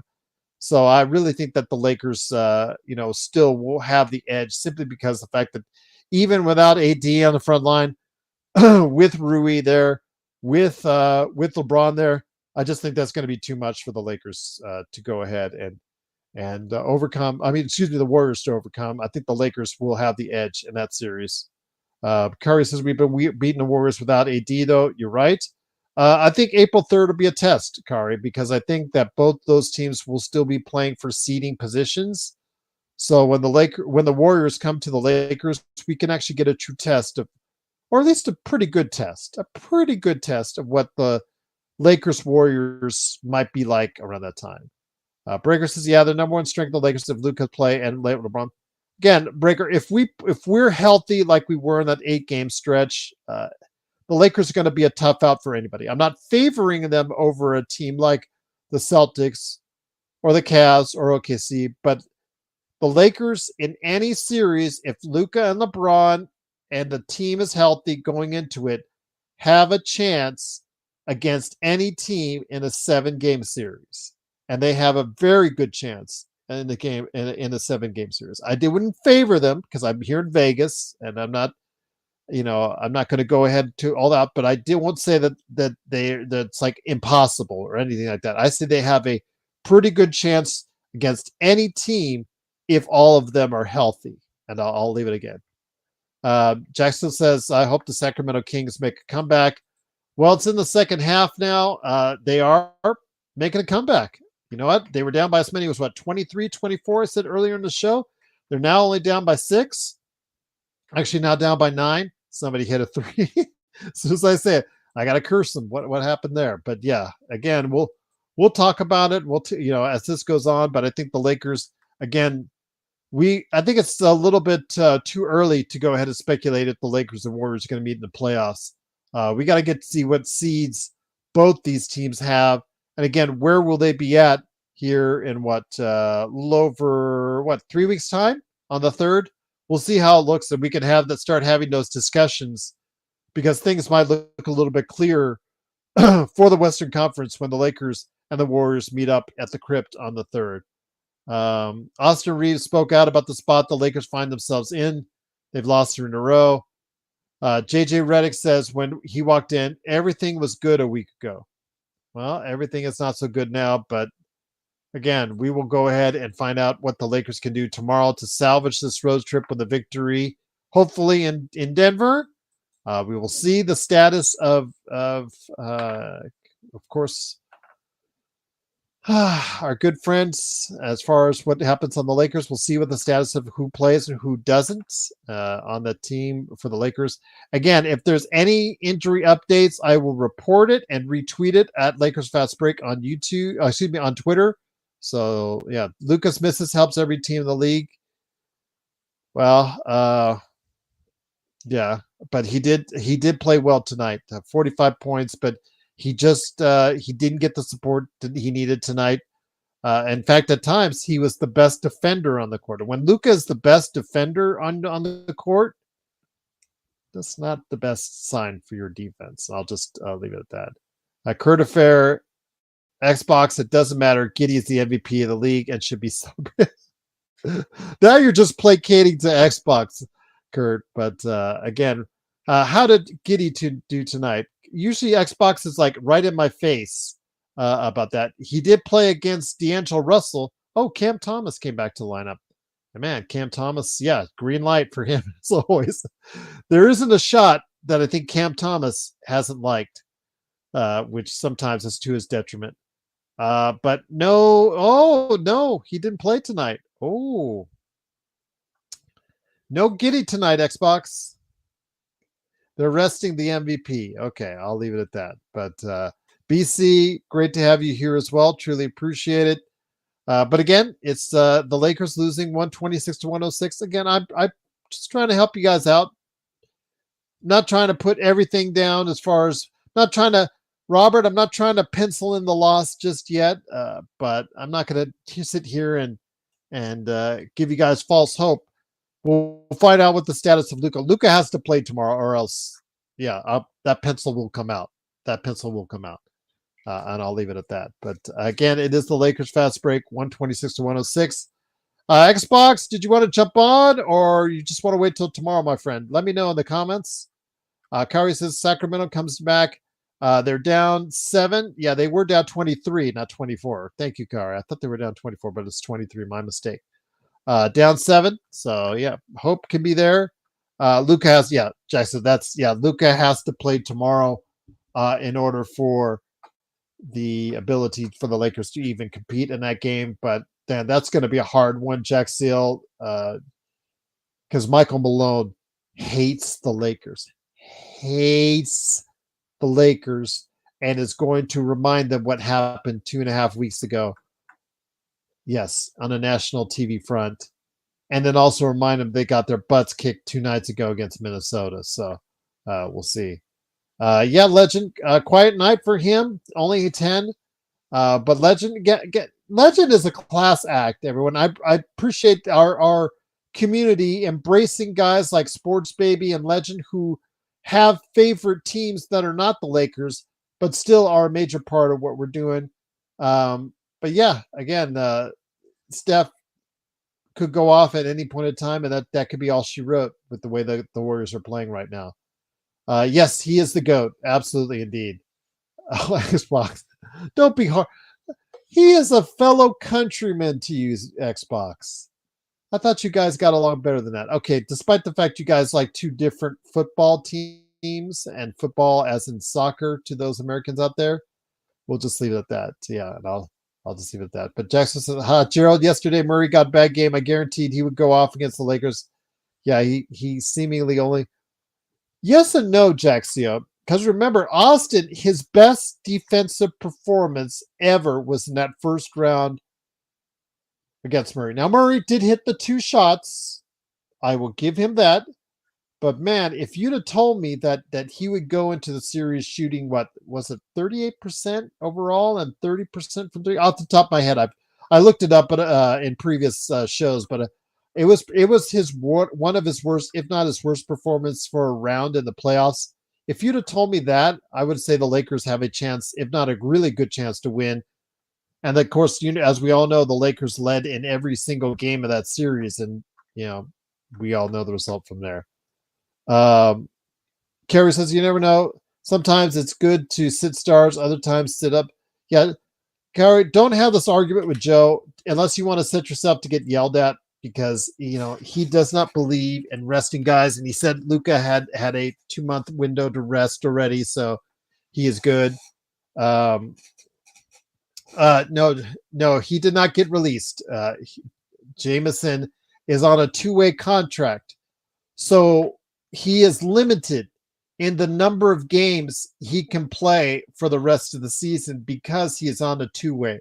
So that's why he did not play tonight. He was deactivated because they did not feel that they wanted to use up his one of his games. I don't know how many games he has left on the two-way, but he has a limited number of games left, and you don't want to. They felt didn't want to use it up tonight in Milwaukee. So I disagreed with the decision to sit down DFS because you saw he was just fine running around today, and that was probably the difference in the Brooklyn game. Jameson wouldn't have made a difference in this game today. Or he might have just gotten himself and Giannis kicked out of the game. He might have tried to go in the front row and go after Giannis as well. But yeah, that's Kurt Affair. Oh, you're killing it as always, my friend. I'm telling you, you're killing it as always. Kurt Affair says, I agree with Gerald. Let's get rid of anyone who doesn't support the Lakers and Josh Giddey. You're man, you're killing me. Dylan, yes, the T-Wolves are on a bender. They are playing like I expected them to play at the beginning of this season, Dylan. I had picked them fairly high again in the Western Conference because I thought the trade for Cat was beneficial to them, and I was wrong. I was absolutely wrong because I thought when you get DiVincenzo, who was played so well for the Knicks in the playoffs, plus you get Randall, if you get his head straight, he was going to be able to do a lot of things and maybe go revert back to the old Randall like he played in his, 2 or 3 seasons ago in his All-Star season in New York. Plus a first-round pick on top of that. I thought the trade was clearly won by Minnesota, but up until this point, I've been proven wrong. But now that you got both those guys back, they've been playing more like what they traded them for. And if that's the case, that could provide a lot of depth for them going forward in Minnesota. And Minnesota, if they continue to play like this, I may be more fearful of Minnesota than I am of the Warriors, to be quite honest with you. Yes, congratulations to Stephen Curry, the first player with 4,000 three-pointers. Yes, so congratulations to him.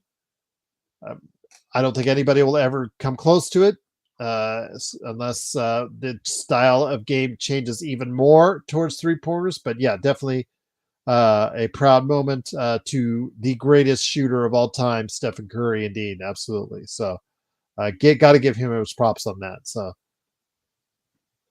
yes, and with of course what's going on with the Lakers, 4,000 made, yes, 4,000 made threes, yes, and then of course 40,000 K for LeBron that he got over recently as well. So, all right, everyone, I think that's going to be a wrap for today. I hung out with you guys for 90 minutes, and I am indebted to you for stopping on by. No Joe tonight, I guess. He decided he's a little bit busy with the SimBlade stuff. I know he's always on a call, so maybe that call was calling him too much. But yes, hopefully he will have him back tomorrow. I know that I will get John back tomorrow in the saddle with me as far as being able to be here tonight, tomorrow night. He will definitely be part of what we're doing. So looking forward to hearing that. Then maybe I'll even get on Xbox as well. Xbox. Hopefully we can get you to stop by. Go ahead and share your thoughts on the Denver game. Win or lose, bad or good, I will be here. And hopefully the rest of the crew will be as well. But yeah. All right. So looking forward to it. I'm glad to have you. Xbox, Sports Baby, always great to have you guys here. Love my Australian contingent. Love you guys so much. That you get a great part of what we're doing. People from all around the world, if you're watching us, America, Canada, UK, South America, London, all over Europe, Asia, Philippines. It's just so I've interacted with so many people, fantastic people on this channel, and I'm truly indebted to you all for giving us the time of day in your schedule. I'm just hoping again we can justify your love by reaching out to an even larger audience to make us a sustainable channel going forward. Because again, we're still a very tiny channel. The odds are still against us from sustaining any kind of regularity, after the season going forward, and us being at the level, because it's either one of my days in YouTube, it's the big fishes and the little fishes. We're still little fish. We're still little guppy. We're still little small fish in the sea of YouTube. And without your help, we may not be able to get it done. But if you know someone out there that loves the Lakers, loves hard, factual opinions, and the place where they can also voice it themselves and be heard and not be ignored, even if it's something we don't actually always like, stop on by. Tell them to stop on by, become a subscriber, all that good stuff with Lakers Fast Break. It does help us because, again, it's all about visibility and all about being able to sustain itself. Right now, this channel is still not at the point where it can sustain itself without your help and without a lot more help in as far as from the people out there, because we are still a small channel growing, but we are truly indebted to everyone for being a part of it. So Black Logic says, same old Mouse Reddick, Luka versus Ref or Lucas versus Embry. Well, today it was more about Luka versus everybody at times today, because in that first half, it did look like Luka versus everybody, because Austin Reeves hadn't yet hit a stride for the game, and Luka was the only one out there scoring points. But yeah, defensively, it was a nightmare. Just a bad game, Black Logic. So your trolling is falling upon deaf ears, because they just played a lousy game tonight. And it's not, you guys are going to go, those haters are going to point out for Luka, 45 and 11 rebounds, 3 assists, could have done better there, but a lot of that was the people who he was passing to. Gabe Vincent, he missed like 4 shots in a row that absolutely just was wide open 3 after wide open 3 after wide open 3, and he was hitting him in Brooklyn, not hitting him tonight. Goodwin did nothing in 22 minutes. You got to get that support, and then they didn't get it today, but something may change, something may happen differently. I'm not penciling in it yet. When Robert Wheeler pencils in a loss, that tells you something. So I am going, for once, I'm going to be give you guys a little bit of hope, a little bit of light that something can happen tomorrow. It isn't Denver, although Denver with Mike Malone will be pissed off tomorrow. That's a granted. That's a given for sure. So we'll go ahead. But Kari, I'm not getting into that conversation after that comment. I'm letting you, Rodell, work that one out, because that's always a touchy subject. That and his off the court stuff during his career is always touchy subjects. I remember one of my panelists one time talked about the situation, his court issues back in the early 2000s. And that he felt one way, and I got emails, including one email just like about 2,000 words long, in regards to absolutely opposing what this individual said. And it's just like, oh my gosh, well, it was Jamie Sweet who said it, and it's very divisive. But yeah, as far as a player, if you want to say Kobe is this or that, I'll leave you guys to that. So Harden over Kobe? No, I can't do Harden over Kobe. I really can't. Kobe at like you said, Jake. Kobe was at one time he was a very, very good, if not elite, defender, and was again, high volume shooter. Accuracy is of the time that he came around, and that the accuracy in that time for a lot of players is not that they're not as accurate as we would remember them to be. It's like, okay, I hear sometimes people say, yeah, Kobe didn't miss a shot, or Michael Jordan didn't miss a shot. Well, you want to take a look at the numbers. Kind of missed a shot, down the clutch. He's the best clutch shooter. Okay, yes, one of the greatest clutch shooters ever. I'll give you that. But even the greatest clutch shooters, you can see that the numbers, they weren't perfect. Nobody is. But again, I would love to have Kobe, here today, still with us, being able to discuss what's going on with the Lakers, even from afar. So, No, no, Rodell. I'm not going to get Kari out of here because she feels that way, and if Kari wants to feel that way, that's respect to her on that. Dan can't say I agree with it, but Rodell, I didn't kick you out, and I didn't agree with you on Max Christie. I didn't say that Joe, he was a non-player, but we were going back and forth on Dalton Connect.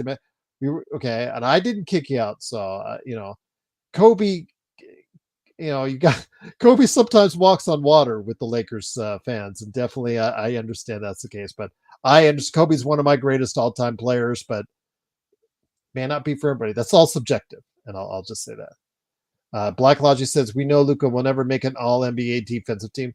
No, Black Logic. I'm not going to sit here and tell you that he's going to make an all defensive team. And again, if he was your best defender, which he was tonight, that's not helping your team overall. That means you're going to probably get an L in the loss column because of that. But offensively, as a playmaker, he's pretty damn good. And again, he just needs healthier players around him, and maybe we can get this thing done. But we'll see. Again, the Luka haters are still out there. Even when he scores 45 points, the Lakers lose. But it is what it is. I'm not going to go ahead and get upset over it, get mad over it. But you're entitled to your opinion, even if it's not always right. But he was a very ball dominant player, Kari. Whether you say it's a ball hog as far as Kobe, again, that's up to your determination. Maybe in its later years, it may have gotten more into that, but he wanted it. He wanted the moment. A lot of these players we talk about these days, they don't want the moment. And forever, all the things we say about Kobe, against positive or negative, no one can say that he didn't want the moment all the time and he didn't want to be the greatest all the time. He always, even as a young player, you could see he wanted to play at a higher level and be thought of in a higher level than what he was even playing at. He always wanted to excel and exceed. He always worked on his game and tried hard. He had a work ethic that, I don't want to say it's second to none because that's so cliche, but he had a work ethic that will be still remembered for many years to come. So again, I cannot disagree as far as entirely what you're saying as far as the latter half of his career. Maybe he could have played off the ball a little more, or could have been more selective on his shots a little more in the past. But again, it was a different time, a different era. The team was going in a different direction. And I'll just leave it at that. But yeah, I could understand, sometimes when he wasn't feeling it and taking up a lot of shots. That's with any star player. When they're not feeling it and they're not shooting well and they're taking a lot of shots, and like LeBron on the days when he's taking a lot of shots and it's just not working out, it is very frustrating to see. Luka, when he shoots 8 of 28, like he did the other night in Brooklyn, or 8 of 26 or whatever. It's the obvious. Maybe he should have, with so many other players playing well alongside of, maybe he should have not tried to take the ball and shoot so much, because again, it's frustrating when a player that level has to be able to understand every single time exactly the right thing to do on each and every possession. And it's just hard when we're seeing that they keep, on those games where they just don't have it, that they still think that they have enough and they're still going to be aggressive with their shots. And, again, but that's part of the reason why we enjoy these star level athletes, because for the most part, they are playing at a high level. Like Luka today, he played, 45 points today. He was shooting well today. Again, that probably the best performance overall from any of the Lakers, and it wasn't even close. But we'll see if he can put 2 of those games together tomorrow, if he's allowed to play against the Denver Nuggets. We'll see. But yeah, I don't want to say he was a ball hog or whatnot. But Jay, again, I understand that argument has been out there, especially at the tail end of his career. People started to talk about that more and more. But again, I don't want to go. That's a road where you're just not going to win either which way. You're going to get people that are for, you're going to get people against it. And again, I don't want to get into those kind of arguments and say whether or not. I have my opinions of Kobe. I will think he's always one of the greatest players of all time. He's one of the most dynamic, one of the most exciting players of all time. He has brought so many fond memories to me. I'm forever grateful to him for that. If I'd ever saw him, met him in person, I would have said thank you for everything he did, and I'll just say that. But yeah, you guys, come on, peace and love, everybody, peace and love, peace and love. We're finding reasons to get mad at each other on a day where the Lakers lose, when we should all support each other on a day when the Lakers need our support the most, after a 126-106 loss. But again, I've been here almost 2 hours. I'm grateful, and I was here almost 2 hours, much longer than I thought, because of you guys asking great questions, having great comments. But yeah, you guys, calm down, guys. Yeah, let's be nice. Let's be civil here. Come on. You guys are crazy. Watching the chat sometimes is part of the battle, but yeah, again, that's Kari. Again, that's your opinion, titled to it, and I respect it, and I'm hoping the other people will as well. But let's the Kobe issue. Kobe is always a hot button issue. It's always a hot button issue on aspects of Kobe's career, life, and whatnot. So yeah, Nick T, you're right. But he's such a streaky shooter, Nick. That's what you're going to get. You'll get the guy that you get in Brooklyn, then you get the guy that you got today, and just never anything in between for a long period of time, or a long enough period of time. That's the problem. But yeah, those were practice shots, Nick. I'm not going to sit here and deny it. And Dalton, I don't know why he didn't get enough burn in that third quarter when they kind of needed it the most, and JJ did make some mistakes. Still a rookie coach, still some ups and downs, but overall, you have to say he's done a very good job of the team. But I don't want to hear any JJ Coach of the Year votes. Please, can we just not do that for him? Can we just not do that? Not go there? I really think you should look in the way of Kenny Atkinson, or the Mark coach for the OKC Thunder. That guy's doing a great job there. Those two I'd consider first, before anyone else right now, especially Kenny Atkinson, that took a team and brought them up to a higher level, much more than anyone expected. So I'd probably go with those two guys as first. As Mark Daigneault, that's who I was thinking of. So we'll leave it at that. But once again, it is the Lakers losing 126-106. I'm not saying he hasn't done a bad job. I'm saying he's done a pretty good job. I just don't think you should, I know that when the Lakers were in second place, people were starting to roll out the JJ Redick Coach of the Year stuff, and I'm like, ooh, a little bit premature on that one, but need I digress. Yeah, I know it is. I'm just going to leave it at that, Nick, and just say he's done a good job. He's done better than I expected, and we'll leave it at that. That's his previous Kobe as being precious. Oh, did Joe comment on the? Yeah, here's. All right, but Joe, if you're coming on, you better come on quick, because I'm leaving it in just a few minutes. But again, don't beat up on Kari. Come on, let her have her experience. She's a great part of this community, and let's not beat up on people. So they're entitled to it. But yeah, Kari's. I feel like Kari is out on an island, and really there's just, I feel like I'm on a boat halfway in the lake, and there's like the entire British Navy, or in this case the US Navy, maybe, or whatever Navy you want to apply, coming at this island right now, after Kari. I feel like I'm in this rowboat going, stop, don't, come on, let's find a happy medium, peace. Jay said Lakers weren't inside. Okay. Yeah, you guys will go back to the Lakers Pistons. All right. Joe, if you're coming on, you better come on now, because I think I'm going to head on out, because this is getting ugly. I mean, once we're going. Okay, you'll be there in a minute. Okay, I'll probably let you take over, because so my voice, I can rest my voice, so I could be here for the Denver game tomorrow, and also playback. Don't forget, guys, it is a 6:30 p.m. start time on the Pacific, 9:30 on the East Coast. But again, for my Australian friends, 6:30 U.S. Pacific time. That is going to be for the Lakers at Denver. It'll play back to the Lakers fast break.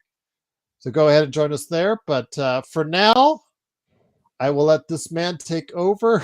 Joe, be nice to Cara. She's here almost every day now. It's not a she. It's a he. He's using his wife's account. Oh, he's using wife's. Okay, well, there you go. Okay. That's right. You had that conversation the other day. Well, he. Did I read that right? By the way, I just got home. He's been trying to justify it, but the thing is, overrated. He started off with a generalized comment, which include the word Kobe and overrated. And hold on. Let me read what he said. Hold on. This is how you know someone. This is how when you know someone's getting defensive. Hold on. Let me read what he said. Let me get back to this. Hold on. Sorry, Kari. I thought again you're using your wife's account. There's Joe now and his precious Kobe. This has nothing to do with me.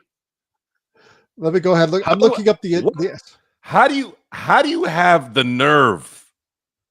You want to say LeBron is better than Kobe? You want to say Oscar Robertson is a better player than Kobe? Whatever. That's an opinion. Overrated? Overrated? Did somebody say Harden was better than Kobe too? Harden is even with Kobe. I don't think you're smoking meth, dude. I think you're smoking that speedball that killed Philip Seymour Hoffman. Jesus Christ. That is a horrible take, Carrie. That is a horrible take. My daughter was mentioning about how she heard that some people were actually doing cocaine at a grad night, like when she was still a high school senior at Disneyland. And I'm thinking to myself, don't do cocaine. Don't do cocaine. That's all I ask, honey. Don't do cocaine. That's crazy. They were doing that on grad night? Yeah, at Disneyland. That's because that word gets around. What the hell are these kids doing? This is in the 70s, is it? Cocaine. Carrie, you're gonna get you better put your pants back on because I'm gonna mess you up right now, dude. I'm trying to find the actual comment. I'm gonna have to drop some knowledge here on Kobe's career. Well, you could do something on the night. Cheer these guys up, but don't be too hard on Kari. You know, Kobe admitted he had a bad series. Yeah.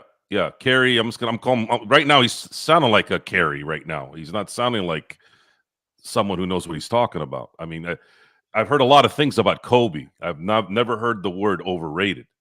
That's something I would say that's something a New York Knicks fan would say because they're frustrated with how shitty and overrated their team has been in the history of the NBA.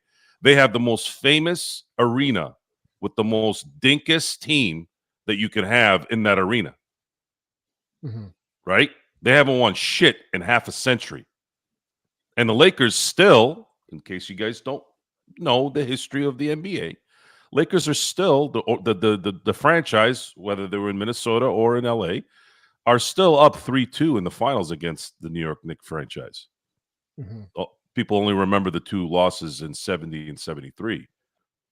But the Lakers have that, they've been to the finals against the Knicks 5 times. They've beaten them 3 times. 2 of those were when they were in Minneapolis. I'm still trying to find that comment. Forgive me. I'm trying to. Yeah, I can see where all. And really, come on, putting James Harden's name next to Kobe might be the dumbest take I think I've ever heard. Honestly, Carrie, I've heard a lot of bad takes. I've talked to a lot of people in my time comparing players, but I've never heard anything more asinine than evening out James Harden with Kobe, the guy that never played defense in his entire life. Kobe is a 9-time. Am I gonna have to say it 9 times? 9-time first team All-NBA. What?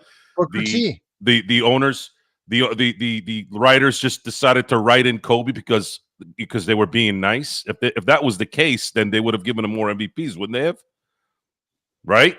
9-time first team. Forget about second, third. I don't care about the second and third. I'm talking about first.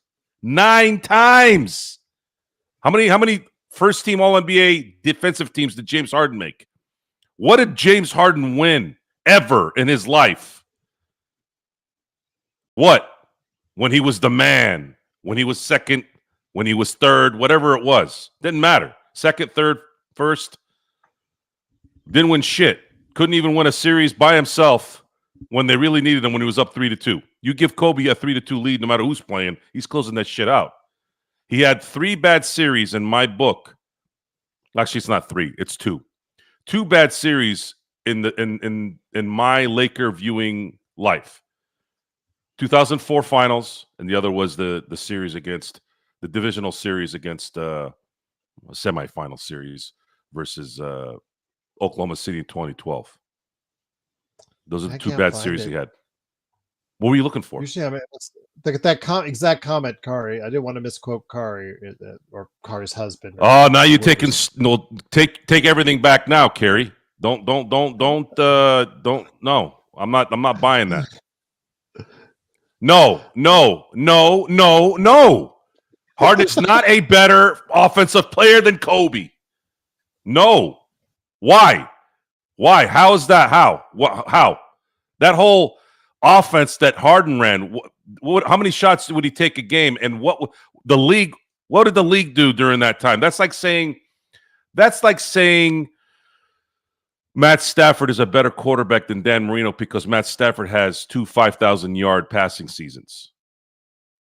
Could you imagine Dan Marino with the rules now?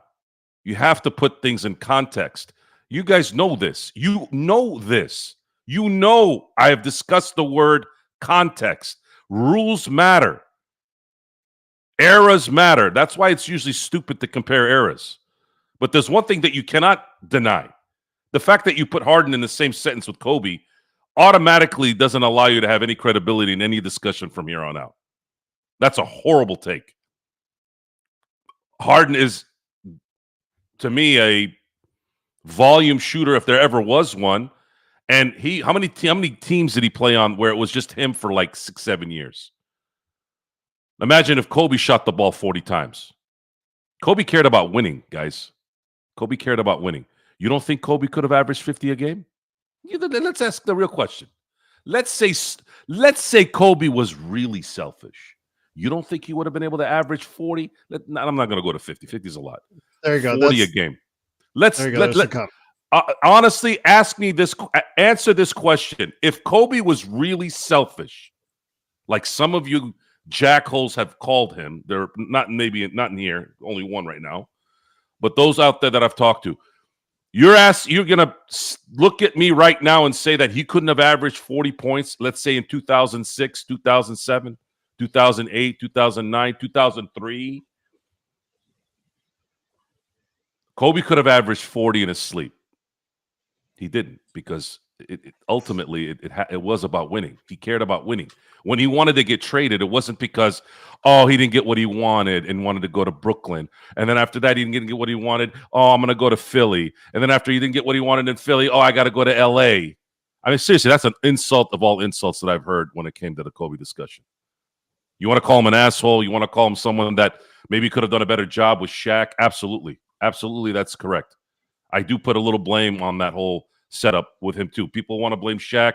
People want to blame Kobe. It was equal. These are grown-ass men, guys. These aren't supposed to be children, even though they do act like children sometimes, especially Shaq. But we got deprived of what could have been the greatest duo in sports history, let alone basketball history, because of 2 guys who couldn't get along in the end. Shaq and Kobe, the modern-day Wilt, modern-day MJ, in their primes, should have won at least 6 titles. At least. If Pippen and Jordan could win 6 titles, Shaq and Kobe should have won 6. But because they were stubborn, wanted to do it their way, one wouldn't listen, the other one couldn't connect, whatever. And now we have to have this discussion years later about how Kobe shot 44% from the field. Yeah, okay, keep bringing up bad stuff that he did, right? Is that what it is? What about the 48-16 in to close out Sacramento in 0-1? What about Game 4 in 2000 when Shaq fouled out? What about the game-winning shot from Ori from Kobe's assist, who apparently didn't like to pass the ball in Game 3 in 2001? What about the Portland series in 2000 in Portland? Passed to Ron Harper for the game winner. Should I go on? Should I keep going? Should I? 81 points, 62 Kobe 62, Dallas 61. 3 quarters. 9 straight games with 40. 5 championships, 7 finals appearances. 9 first-team All-NBA. 11 first-team NBA, first-team All-NBA. 4-time All-Star MVP. This is overrated. And then you come out with, oh, well, he only had 2 assists in this one game at one time. Kobe started his career as the first perimeter player in NBA history to come out from high school to the NBA. He came to the Lakers as a project. Didn't play hardly in this first season. Played a little bit more in the second season. Made the All-Star team as a starter. Should have won six man of the year that year, by the way. Totally got botched on that. I don't know how. Who's the best 6 man in the league? 1999, there was a lockout. Only played 50 games. When Kobe played his first 82-game season as a starter, the Lakers won the championship, and was the first team. You listening, Kerry? First team All NBA.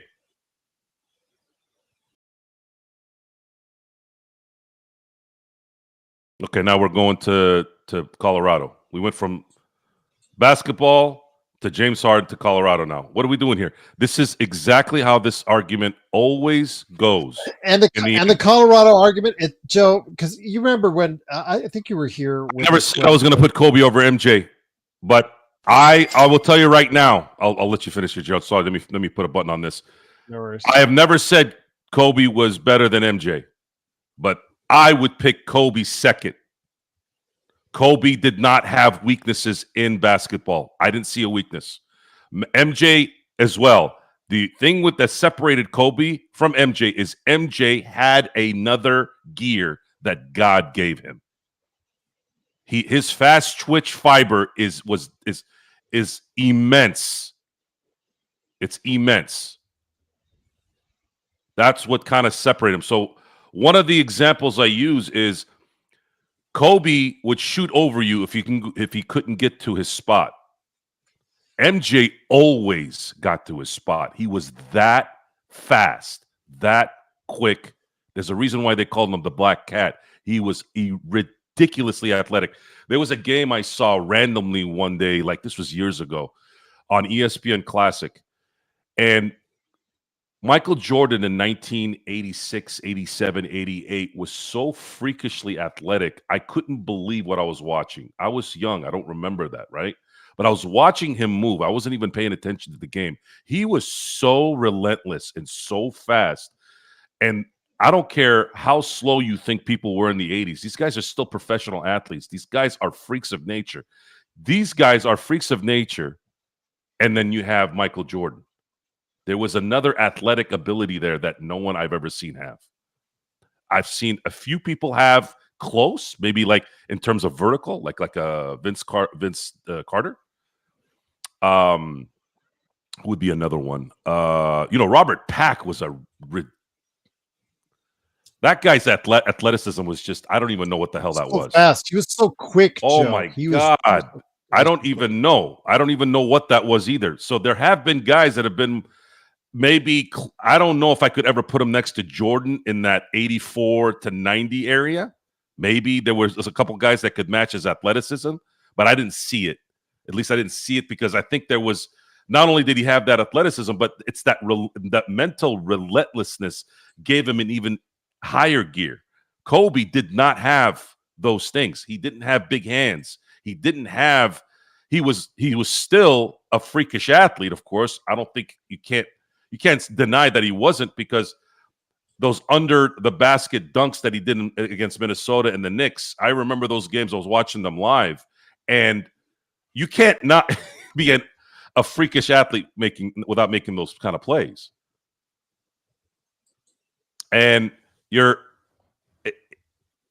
I'm hoping most of the people that I've spoken with recently are not likely watching the games like I did. And as a Laker fan, I can't really get enough justification behind it because I'm a Laker fan. They'll think I'm being biased. I'm not being biased. It has nothing to do with being biased. I'm going to tell you the truth. You guys all should know that. I don't sugarcoat anything, right? Kobe Bryant is the second best player I've ever seen in my life in terms of basketball. He executed better than anyone other than maybe Michael Jordan. LeBron James has the physical stature, he has the accolades and the accomplishments that I don't think anybody will come close to other than maybe Kareem, right? And you can maybe even say Bill Russell, because they didn't have finals MVPs at that time. I can only imagine if they had finals MVPs when Russell was winning championships, because he probably would have had 10. But I can't tell you what Russell was. I can't tell you what Wilt was. I can base Wilt's career off of, if that guy was so statistically freakish and all that stuff, I would have liked to have seen a better record than 2-4 in the finals. And then you have Elgin Baylor, who couldn't get past the Celtics with Jerry West. You had Bill Russell, but they had 4 or 5 different. They had only 7, 8 teams at that time. I think one year there was 9. He had like 4 or 5 Hall of Famers on his team at all times. That helps, guys. This is still a team game. And his how come no one talks about how come no one talks about Bill Russell's field goal percentage, especially for a big guy? Do you know what his field goal percentage is, Jared? Not up to 10. 41%. How come I don't hear any of that? This is a center. He was 6'9", but he was a center. How come no one talks about that? Oh, no, it's only Kobe when he misses shots. Oh, well, he's a 44.9% field goal percentage guy. No. Nope. And as far as I'm gonna bring up, I'm gonna talk about the whole Shaq and Kobe thing, because I think that's something we maybe don't get into too much detail on. It's a very vivid memory for me. So Kerry says it was because of their feuding. Shaq was number 1, and Shaq didn't, and Kobe didn't like it. Okay, that line right there. Shaq was number 1. Okay, we talked about this, I think yesterday, didn't we? About Shaq's getting swept. You know how many times Shaq got swept before he won his first title? Should I count them? 3-0 against Indiana in 1994. Yeah, 94. Swept in the finals by the Rockets. Swept by the Bulls in 96. Swept by Utah in 98. Swept by San Antonio in 99. That's the most dominant player at that time, getting swept 5 times before he won the championship. Shaq was the first option. What you fail to realize is he was not ever going to get anywhere close to 4 championships without Kobe Bryant. You want to say, oh, if you put AI in there, he would win. Oh, if you put Tracy McGrady, and he would win. If you put maybe in 2000, maybe. Tracy McGrady and AI, when they were at their peak, were amazing basketball players, but they never put in the work. They didn't do the little things. You know how we talk about on the show, the little things? They do not three-peat. You could put LeBron there. You could put AI in there. You could put T-Mac in there in replacement of Kobe. And I would go down with the ship and guaranteeing that if they had one of those guys, they would not have three-peated at the very least. You know what used to happen? You remember this, Gerald, right? You're at that age where you can remember everything at this point, the last 25 years, like I can, right? So what was the status of every road game during that time? Shaq would get 2 fouls in the first 5 minutes, and he would be out the rest of the quarter.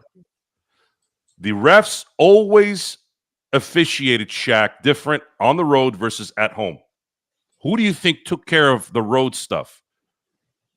Mary Poppins? Rick Fox? Love Ricky Fox, by the way. Love Derek Fisher. Love Robert Ory. Love Brian Shaw. Love Ron Harper. Love all those guys. They all had a say in those wins too, by the way. Not discrediting them in any way. I love all those guys. But you don't have Kobe Bryant. Shaq's career is very, very different. Shaq's career is not as fulfilled as it should be. It still isn't in my book. I think he should have won 6. He had no business losing in 95. He had no business losing in 04. Whose fault it is, who isn't fault, I don't give a shit. That's your job. Your job is to make sure to get those games. When you're favored to win a series, you cannot lose when you're Shaq in his prime. I'm sorry, you can't. And same with Kobe. You can't. You cannot lose those series. But sometimes you meet the right team. I mean, Kobe lost, other than 04, he lost his one final against how many Hall of Famers are going to be on that Boston team in 08? 4. Rondo's going to make the Hall of Fame, guys. I don't think he's a Hall of Famer, but he's going to make the Hall of Fame. 4 Hall of Famers will be coming from that. Oh, and by the way, they had James Posey on that team, who was a relentless defender. Oh, and they had Tony Allen, whom Kobe has on record said that might have been his toughest defender. Context, folks. Context. You want to sit there and degrade 5 championships? Basically kind of 2 different eras in an 11-year span? You don't want to give Kobe credit for that? You want to talk about his field goal percentage? Playing with a broken index finger on a shooting hand? Not missing a game from it?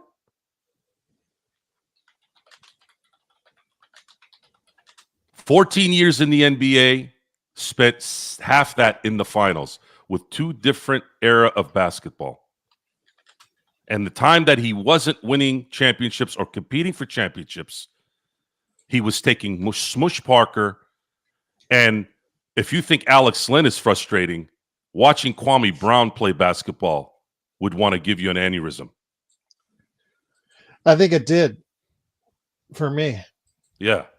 I hope you got to the hospital quick enough, because that was a dangerous activity watching the Lakers play. It was, I think, really not putting your head through drywall, I think, was more entertaining than watching him play. Vanderbilt has super glue on his hands compared to Kwame Brown. I'll just leave it at that. Yes. And I think it's you don't allow it, by discrediting Kobe Bryant. I think there's something else there. I really do. And that's fine. That's fine. But you cannot say that man was selfish to the point where selfish people, selfish players are a detriment to winning, folks. That's like saying, Gerald, how long have you been married? 20 years. Okay, that's like saying Gerald is a selfish man and he's got a 20-year marriage. Does that really sound right? How is a selfish man going to be selfish like that and have a happy 20-year marriage? And by the way, when I say happy marriage, guys, I've met his family. And I'm very observant. It's a happy family. Gerald's not hiding anything. Believe me, those things are very easy to find out, especially I've been married almost 17 years. It doesn't make sense. It doesn't make sense to call someone selfish, yet they've reached the peak more than how many other people have more in the last, what are we at now? 50 since 1969. I'm going to say that because, again, basketball, I'm not discrediting Bill Russell. It's just a different league. But since 1970, which is 55 years, 55 to 56 years, how many other people, there's only 2 players, I believe, that have more championships. Well, actually, you got to put Rob Rory in there, but he's not a star player. But there's only Scottie Pippen and Jordan who have more titles than Kobe. Boy, I didn't expect this conversation to be here tonight. I actually was coming home to probably assume that you wouldn't be on, and then here we are. All it took, and that's the thing. Kari's comment was what? Kerry, where is it? I haven't seen anything posted yet. Did he leave? There we are. Okay, Shaq finals. Okay, yeah, I know. Shaq played Shaq should have won the MVP, and I have this on air. I have this cataloged. Shaq should have won the MVP in 20. Geez, I always say 20. 2000, 2001, and 2002. He should have won the MVP all 3 years. The only reason why he didn't win it in 01 and 02 is because he missed time. But Kobe should have won the MVP 4 times. 06, 08, 09, and 10. He got gypped. Kobe had 7 game winners in 2010. If they don't win those 7 games, Gerald, they're an 8th seed that year. Mm-hmm. How is that not an MVP?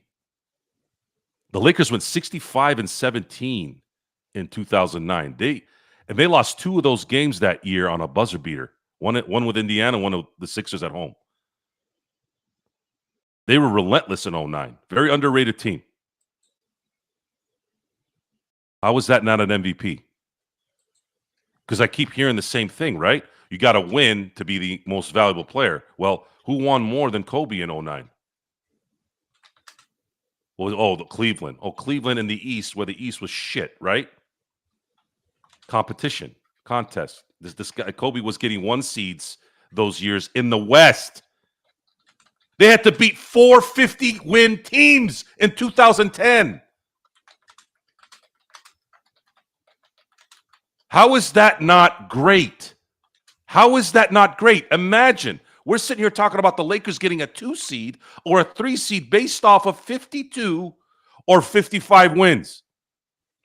Back then, you had 50-win teams as an 8 seed. And Kobe was beating these teams from beginning to end. He didn't have any break. He wasn't playing Atlanta. He wasn't playing Charlotte. Imagine if Kobe was in the East during that time. It would have been 4-0, 4-0, 4-0 before he got to the finals. Imagine how much wear and tear he would have saved. Context, folks. Context. You have to be there to understand what was going on at that time. When somebody who's 4 years old telling me LeBron is better than Kobe, better than Shaq, better than Jordan, you have no credibility at all because you weren't there. You were not there to feel what was going on.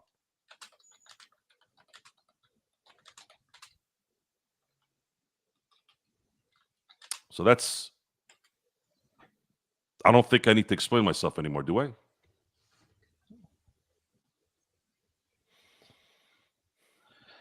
And as far as the Colorado stuff, again, I don't want to go down that road because again, we already had Jamie when he said his opinions and his thoughts on it. I mean, people they just.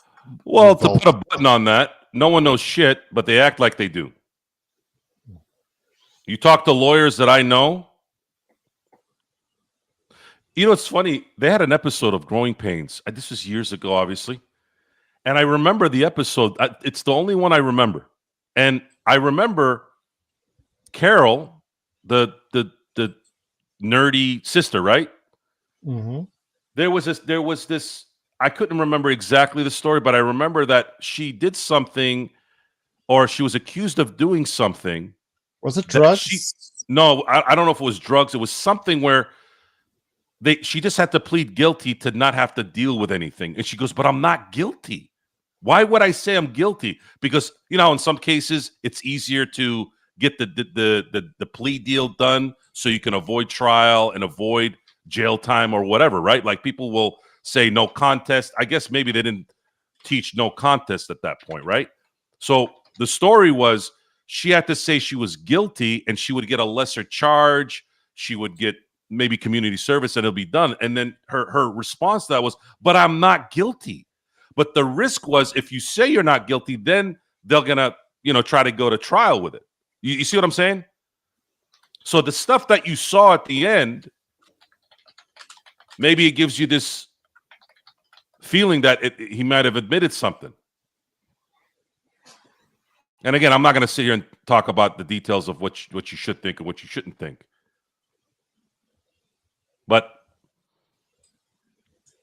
I think calling Kobe overrated and comparing and maybe even saying James Harden is a better offensive player than Kobe. That's I just don't see any. That's the one I can't. That's the I one can't I even can't fathom that. I can't even understand how that happens. Yeah, I can't go there. Kobe I mean, was the most lethal offensive weapon when it came to the half court of a basketball area. He could kill you on the 3-point line, mid range, get to the basket, get to the paint, shoot over you. His footwork is impeccable. Turnaround shots. I saw him in 2010, and this was as peak as Westbrook could be, even though he won an MVP in 2017. The guy, that was the other one I kept forgetting. Westbrook's athleticism. Jesus Christ. 2010, first round. He's running like a freaking hamster on a wheel, man. You cannot catch that guy. He was scoring. He was doing all the shit, right? Because that was a tough series. They won in 6. Kobe got on him and just completely frustrated him. And this is Kobe after 15 seasons. This is 15th season at this point. 14 technically, but, after it was done. Yeah. Yeah, it's not good. Kerry, terrible, terrible, terrible take. Absolutely terrible. You should be ashamed of yourself. I think you should, when you get off the show, I think you should go take a bath and shampoo with 2 different types of shampoo, 2 different types of soap, and maybe even soak yourself in a tub. Seriously, you got to clean that off. I mean, come on, James Harden, folks, really? James Harden? What are you going to tell me next? Gilbert Arenas is a better scorer? And the reason why I brought that up, too, by the way, is when he hit 60 in L.A. that one time, there was a lot of articles about that, too. I'm sitting there going, what? This what have you done for me lately is hilarious.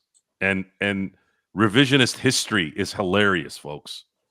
And maybe I'm a weird guy. Maybe I remember everything. And maybe I store it in a way where I don't have to worry about being all into what's going on now. Because people are like that, G. They're like that. Oh, well, it's worse now than it's ever been in the history.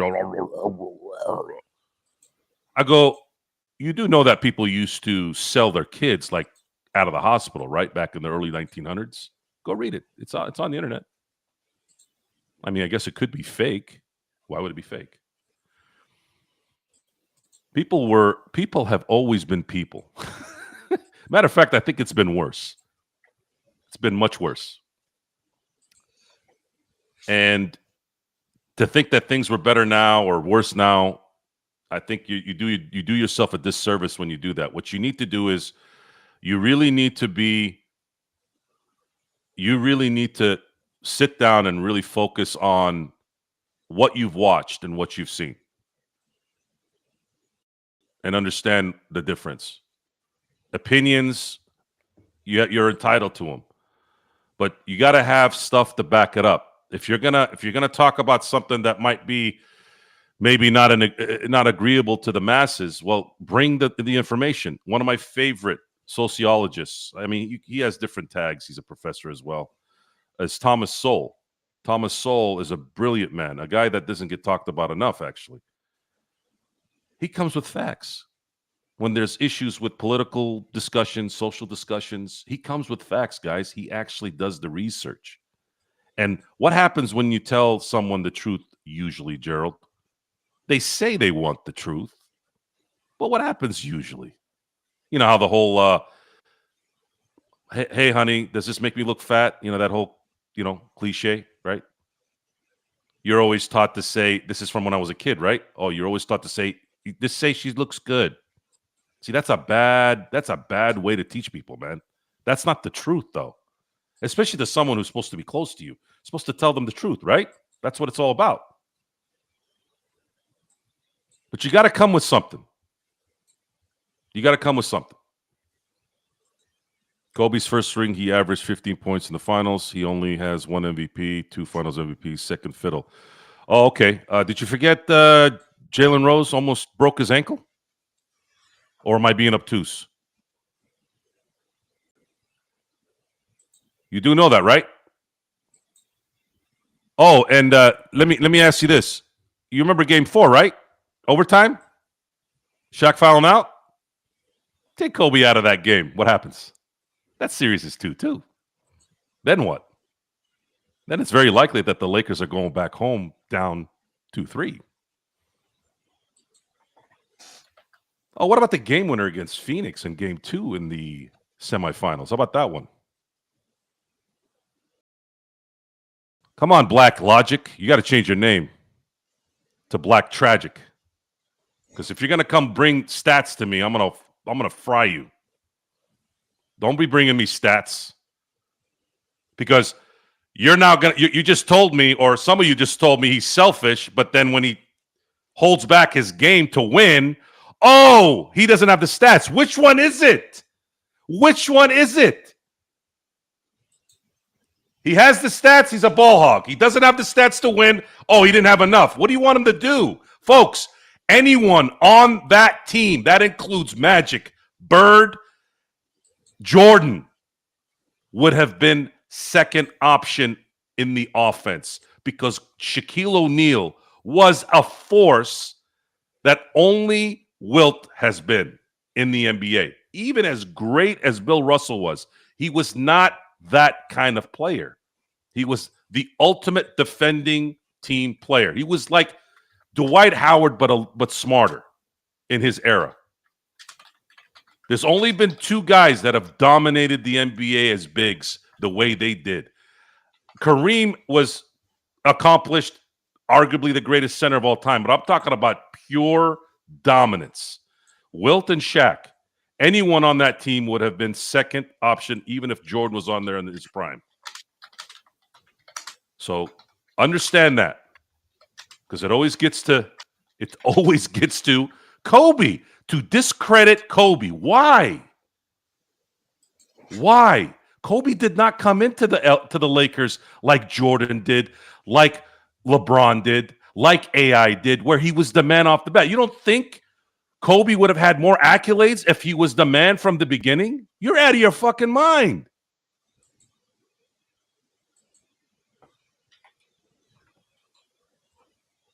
It's important to understand your information. If you want to continue to believe that bullshit and go talk about it with people who don't know anything about this, you're going to be able to get away with it. You're going to be able to get away with it. And you all act like all the greatest players haven't lost series that they should have won. Bill Russell lost in the finals. Bill Russell lost to Wilt in 67. Magic lost 4 finals. Bird lost 2 finals. MJ lost to the Pistons 3 years in a row. Couldn't beat them. Everybody had their bridge to climb. LeBron couldn't win in Cleveland because no one wanted to go to Cleveland. He had to go to Miami to have a team to win. Not all careers can be perfect, right? They can't. It's impossible. There are too many variables in there. The owner giving a shit. Circumstance of other teams being great. For example, LeBron beats Golden State in 2016. There's a little bit of a loophole because by the blessings of disguise, I said this on last night's show too, Steph Curry's ankle issues created the 17 and 18 titles. You know how, G? So we talked about this. Gerald knows, right? So Gerald, he injured his he was looking like an Eldrunas Ilgauskas at that point. His ankle was not healing for the first 4 years of the career. No.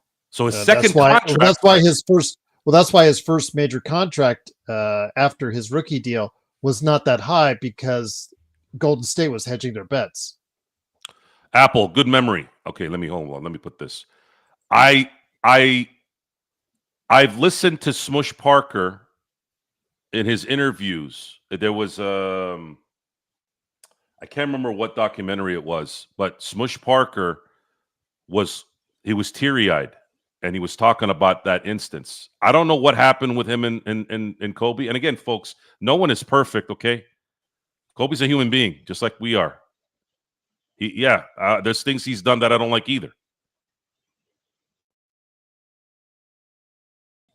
But sometimes when I was watching those things, and I watched Smush Parker, and I don't think it needed to go the way it did. I don't like that it went that way. Why? I just don't. I felt bad for Smush.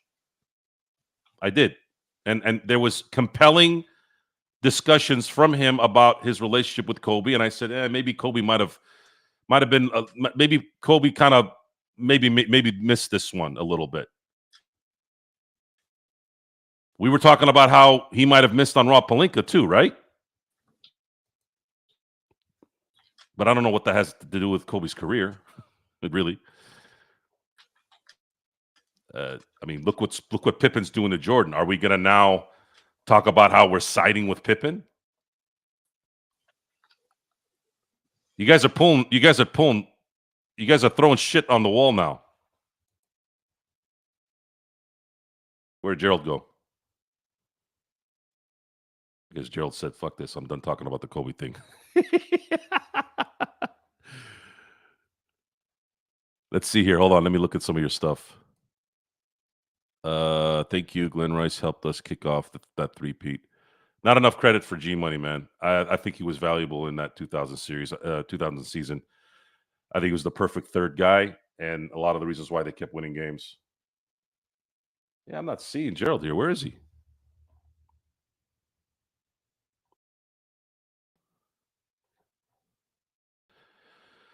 Yeah.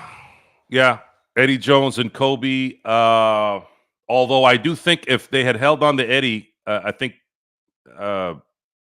Phil might have made them work. Might have been able to make that work. I think he would have used Eddie as a six-man on that team if they were able to get that done, because they would have put Fox. Fox came off the bench in 2000, so they would have probably put Fox in the starting lineup, and he would have convinced. Was I out? You still there, Gerald? Anyone?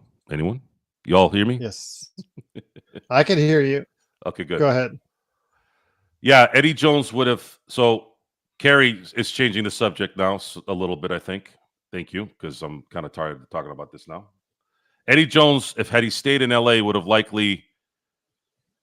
I think Phil would have convinced him to be the sixth man on that 2000 team, and that would have been a lethal. Lineup. And Fox came off the bench that year. I think he would have been in the starting lineup in replace of, because Eddie Jones got traded for Glenn Rice. How that team would have been, I don't know. That's a good question. You think that would have been a better team, Gerald? For who? Let's say they don't make the Glenn Rice trade and they keep Eddie Jones. I think Phil puts him as a six-man, right? But it's all positional, Joe, though. I really liked Eddie Jones. I really thought he was a really good player, underrated player in many aspects, especially on the defensive end. Of course, he played at the wrong time because of certain Kobe Bryant being there as well. I think they would have been better, but am I wrong in saying that? I mean, situationally, Rice is underrated as well as a great shooter, and at a premium when shooters went at a premium, and not just everybody now can shoot threes. 3-point shooters were at a premium. The Lakers did have a sniper, which is something Eddie Jones could not do, but as well.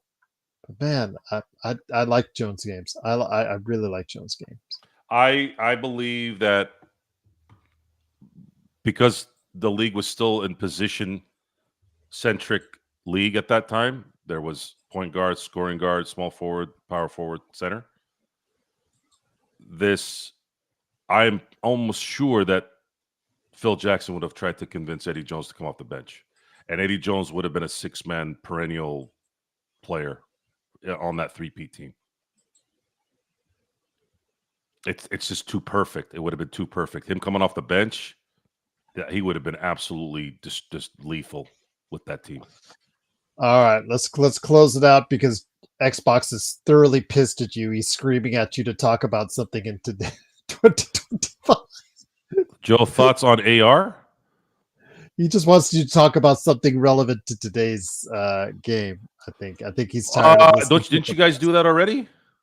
I did for almost 2 I'll put the hours. cliff notes. I'll put the cliff notes tonight, But folks. yeah. Tonight, folks, was Xbox was pissed at you, Joe. He was really pissed at you. tonight was a when you're shouting at him, yes, you're pissed. Xbox. Tonight was a defensive.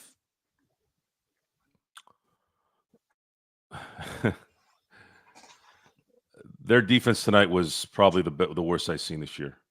They couldn't guard a dead fish out of the ocean, and there was nothing that Luka or AR could do. And did Gerald freeze again? Gerald, are you still there? I'm shouting at myself. Let me restart this.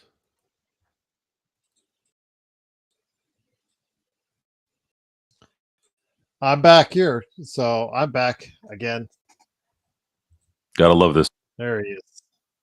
Look, my internet is doing okay. Well. Yes. Can you hear me? All right, but sound like I can hear you. Yeah, go for it. So where is everybody? I they're here. Yeah, everybody here. I don't know. They're watching it. My internet's fine. I've been relentless with it. Rodell said, "I'll end it with this: if MJ and Pippen worked in Chicago, then Eddie and Kobe would have worked in LA." Okay. I don't think as much as I love Eddie, I don't think he's anywhere near. He didn't have the physical stature of a Pippen, but I get what you're saying there, Rodell. The game tonight was the talent was just not available tonight. It's as simple as I can get it. It would have worked if they had DFS in the Brooklyn game. I think that would have won them the game in Brooklyn and would have lessened the losses likely tonight, or the loss tonight and likely tomorrow. The problem is it's just not enough talent, man. This team has really no margin of error when it comes to the guys that can cause problems for the opposition and not have them overwork themselves. They have to overwork themselves when LeBron's in there. And when you don't have a center on top of that, and the only centers you have are ones that are probably not supposed to be in the NBA. Jemison doesn't belong in the NBA, really. Koloko doesn't really belong in the NBA. And Alex Len definitely doesn't belong in the NBA. They're there because they're gifted size-wise, and the Lakers are tapped out. The NBA doesn't have a lot of talent when it comes to that position. It's not necessarily needed, and they don't shoot well. And then, I mean, it's just it's the worst position to have. It's become it's kind of become the middle linebacker of basketball. Have you noticed, Gerald? You don't see any great middle linebackers anymore. I think, yeah, it's sad that position that used to be like one of the big positions where you had some. But now it's all about edge rushers. It's all about getting it on the ends. None of that matters. No. A basic, a normal, because guys are I guess more athletic, more quick, more size. Basic. That's the basic talent now, where you can clog up running lanes and not have to get a Ray Lewis or a Dick Butkus or a Mike Singletary anymore. Those days are gone, and I think that's kind of what the center position, in a lot of ways, has turned into. Now before we go into this doom and gloom, you guys, okay. And I can't believe you and I are going to try to be the beacons of hope here. Before you guys count us out, because that's what I heard even before you came on, Joe, is people just like already doom and gloom. First round exit. Are we going to lose to the Warriors, et cetera, et cetera? I'm like, guys, let's get our team healthy getting in the playoffs. You've seen what happens when we have everyone healthy. We are as competitive as any team in the NBA. So before you guys put the doom and gloom on, let's see where we're at in April. This time in April, let's see where we're at, because it'll be around the end of the season, Joe. Let's see where we're at first before we go ahead and write the epitaph on this season. My only worry is not having a 2 or 3 seed after all this. The 2 and 3 seed, I believe, are imperative to having a shot at winning a title. If they don't get the 2 or 3, you're risking a very, very hard run in the playoffs. If they get the 4 or the 5, which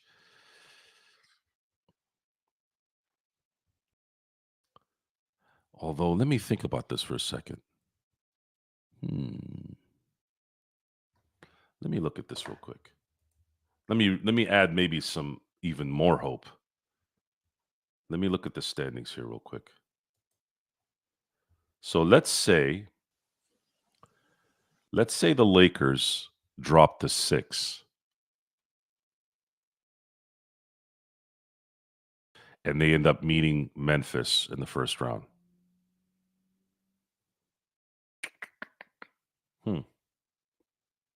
They're going to have to face Denver in the second round because I don't think Golden State or Houston's going to. You're not going to avoid Denver and OKC. So, yeah, it's going to be important for them to have a shot, likely a good shot to win it all. They have to get 2 or 3. And 3 is still pushing it. 2 was going to be good because they'd be at home in both series. In the first round, second round. And if there was some miracle where Oklahoma City lost in the second round, now you'd have home court throughout. That makes a difference for a team that has no margin of error.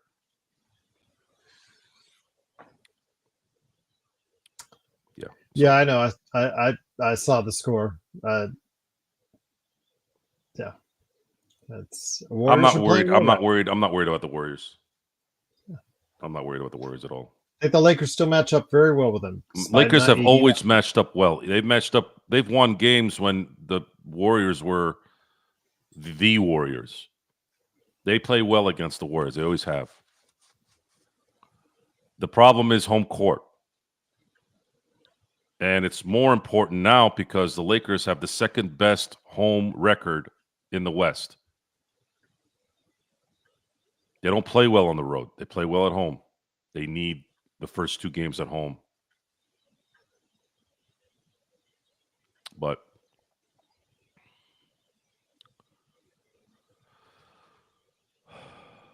that's a good stat there, BC. I haven't gone back before 1990 really because the structure of the playoffs, this current playoff was,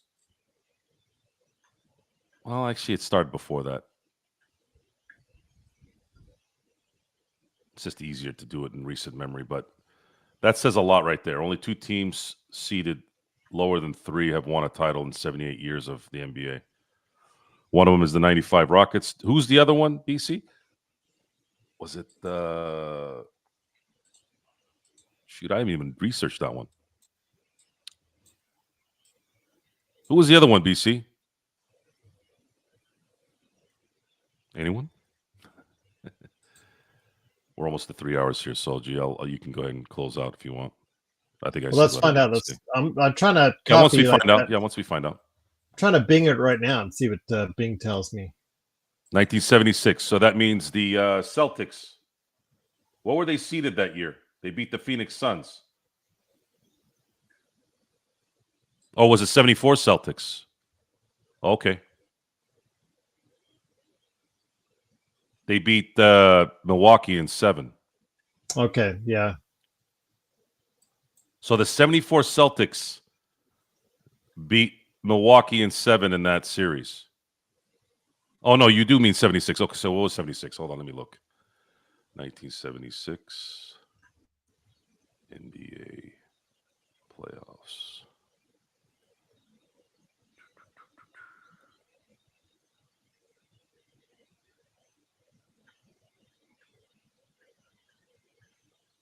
Wow. Holy crap. No way. Oh, wait, am I looking at the right thing here? Hold on. The 68-69 Celtics. Hold on. I'll get it. 1976 NBA East. What were the 68-69 Celtics? What was that? They were 4 seed. 68-69 Celtics. 68, 69 Celtics. They were 4. Yeah, there were 4. Yeah. But see, That's that it. at that time there was only one series before you went to the finals, so that's why I don't like counting that one. But that's it. Everything else is 3 Okay, and up. so in 70, well, no, Boston was a 1 seed in 76. Hold on. It's everything else is 3 and up, Joe. Hold on. Okay, yeah, no. BC, what was the other one, man? It's Houston and Boston. That's it. That is it. Boston Portland in 70 in 69? 69. Yes, they were 4. They were 4 seed. Huh. Houston was a 6 seed. Boston was a 4 seed. That's it. Only 2 times in the 78-year history. Portland was a 3. Washington was a 3. The Lakers in 2001 and 2 were 3. Detroit was a 3 in 2003 and 4. San Antonio in 2006-7 was 3. Dallas Mavericks last decade was 3. Milwaukee was a 3 when they won, and Golden State was last time they won was 3. Okay. That's it. That's according to FanDuel research.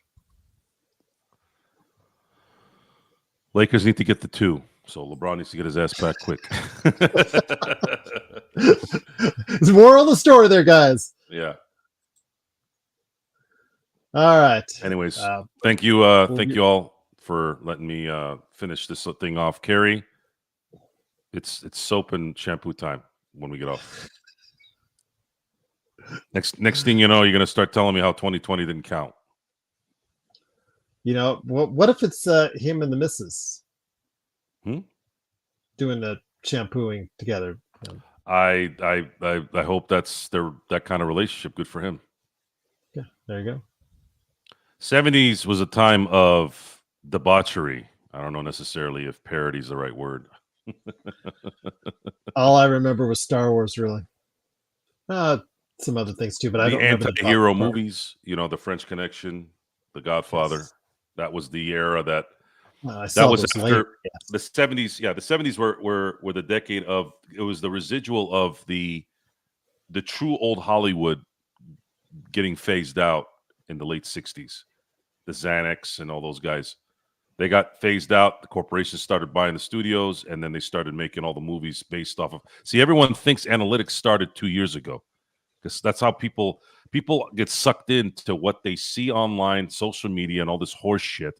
Folks, what you think has been going on the last couple of years, you'll find out if you do a little research. Get your head out of your ass. You'll find out that a lot of this stuff has been happening anyways. Did you know fantasy football was going on like in the 60s? Do y'all know that? Did you all know that? Or did you just think it started 20 years ago?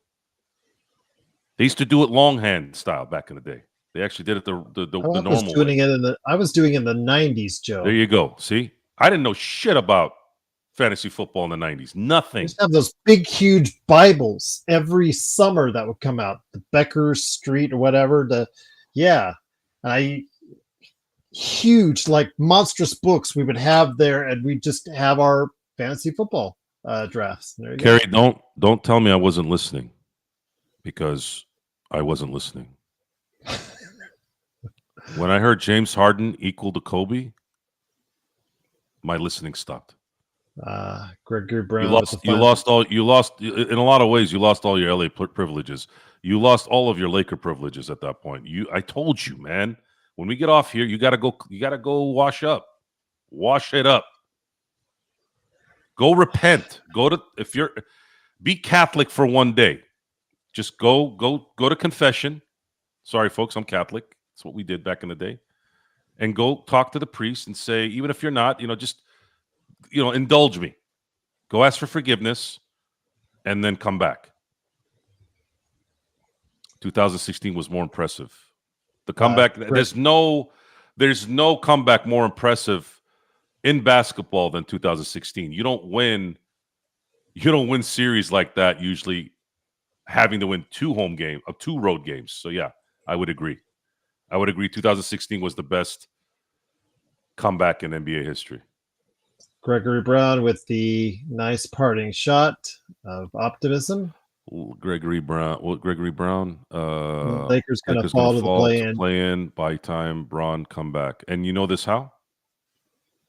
Are you Nostradamus now? Gregory Brown? Loss.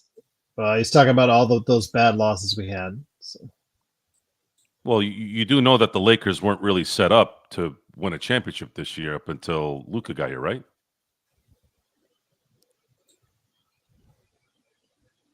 Huh? That's another discussion. Guys? That's another. Huh? Man, They you guys seem are to bringing forget life before AD. I mean, life before Luka. Life before February Luka. 1, folks. Don't talk about anything before February 1. It doesn't mean anything. I said Kobe was great. I rescinded that comment already. The point is that Kobe is not number 2 through 5. Okay. Yeah, put him at 18. Go ahead. Put him at 18. Oh, my God. Go ahead. I know what I watched. I know what I watched. Let's get out of here because we're gonna be here tomorrow night. Yeah, he's in the top 25. Go ahead. Do it. There's 24 other players that have been better than Kobe. Yeah, okay. Yeah, okay. All right. On that note, it is the Lakers Fast Break. It is Joe Soro. Make sure you go ahead and check out his upcoming channel. Of course, the Joe Soro Experiment. Also, as well. Thank you, Chris, the art director. That design you sent tonight was fabulous. Love it.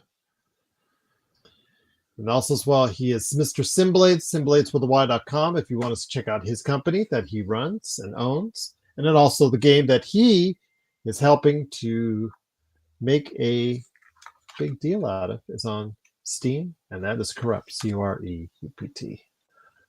on Steam. But we'll be back. Oh, and don't forget, everyone, if you're into the picks for ESPN Tournament Challenge, we have made a bracket group, so you can see my bracket going up in flames on the first weekend. And you can do that by going ahead and joining today, and the link is in the description below.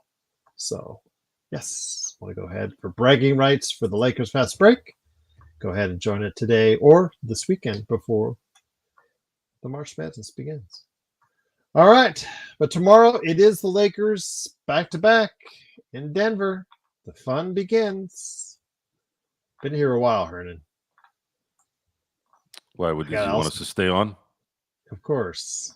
Yes. I think that if it was 400 people or 4,000 people in the chat, that's a different story. But yes, it's Gerald and Joe's Pizzeria. I don't know if we would never agree on it because he hates Hawaiian pizza, and then of course I said I like. Well, we could put on the menu Gerald's ass pizza, and then that'll be it. That's right there. Our pizzeria would be closed right there after one day. All right, you guys should be on live. I would watch. Chris, if we could multiply this by 100, you never know. But Chris says we should be on 24 hours. I tell you what, maybe in the future we might have an event. Buy out one of those channels on your smart TV, like the 1038 or whatever. Can you talk for 24 hours though? No, you just put us on a loop. We could just throw up all the old shows there, and it just has a Lakers Fast Break channel. It just throws it on a loop, and then every now and then we would throw a live show and all that. So you can do that. We can buy our channel, Joe. Those channels are out. I don't think an audience wants to see what I do when I'm not on air. But I'm serious. You could throw a channel. You can buy a channel right now to get you on smart TVs, like most everybody has. One of those off channels that when you come on, everybody goes by. We got close. We got close, man. What did we go? 9 hours on the day of free agency? Yeah. At least I did. Yeah. It was good, actually. You have my blessing, Kevin Durant. Player or not player, you can be a Lakers fan. No. Don't do that, Durant. Was it Durant? No. Well, he's a Sacramento Kings fan. No, Durant, don't do that. Don't do that. Stick with your team, man. Through the bad and the good. I know you haven't had a lot of good, but stay the course. Stay the course. Again, I don't know. always buy a 10. 24 hours. I mean, it would have to be something where there was some serious traction from it, right? Where we were able to get to 10,000, 20,000 subscribers. Yeah, it has to be worth to us financially, and it's, with all due respect, we got to be doing a lot more than this. As I said earlier, we have to be doing a lot more than this for it to be. What is this glazed stuff? This is not good vocabulary to describe how I speak. I don't glaze. I think he was saying that you just glossed over what he was saying, 90% of what he was saying. So he does that with me all the time. Gerald, I was being ironical. Creating his own dictionary. There you go. I do have a college education. There you go. I see it right behind me. I see it.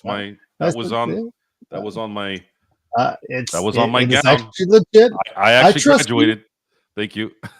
I trust you. It was a state college, though. It was a state college. I didn't go to Ivy League school, although I am noticing that Ivy League schools are mine's not Ivy League. What we all thought they were. Mine is based right around your area too. Both of us have San Diego-based colleges. Good. I'm very excited that that's the case. It was density. Mm-hmm. It was density that we came together. There you go. Kings play zero defense. At least Lakers play D. Yeah, well, not tonight. Not tonight. Not tonight. Talent matters. Yes. Not tonight. Neither of our teams play defense tonight, but we'll leave it at that. I know we know what you meant, Kari. But it is, of course, the Lakers Fast Break. Joe Soro and I, Gerald Glassford, thanks again for watching, listening. The Lakers lose 126-106. We'll be back. The game starts at 6:30 p.m. Pacific, so please join us for that. Man, Kari, do you now regret typing in what you typed? He doesn't. No, he doesn't regret it. But one day he will. He doesn't regret it now. He'll regret it later. Yeah. So Brooke Lopez has a little something left. Yeah, I didn't think. I'm assuming Rob and Magic didn't think that when he left the Lakers, but yeah, the joke is on them. But of course, the Lakers Fast Break tomorrow. It is the Lakers back to back, first of 3 back to backs. It is against the Denver Nuggets. Will Luka play? That will really, as I said earlier, that would really piss Joe off, because again, the words out of the locker room, Joe, were, "We'll see if Luka plays tomorrow." And I will leave it at that. That is a direct quote, by the way. We'll see. Scored 45 points tonight, but we'll see. All right. We'll be here for it either way. So have a good night, everyone. Thank you for watching, and Kobe for life. Kobe for life. Go Lakers. And we'll be back tomorrow right here at the Lakers. Justice for the real Gary. The Lakers Fast Break Podcast. That's funny.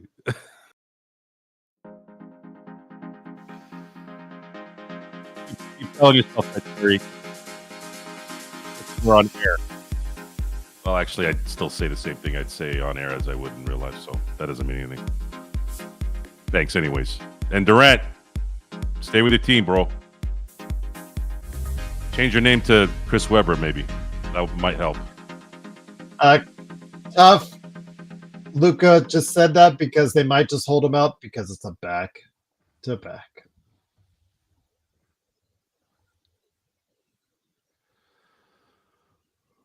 That was fun. We're still on air.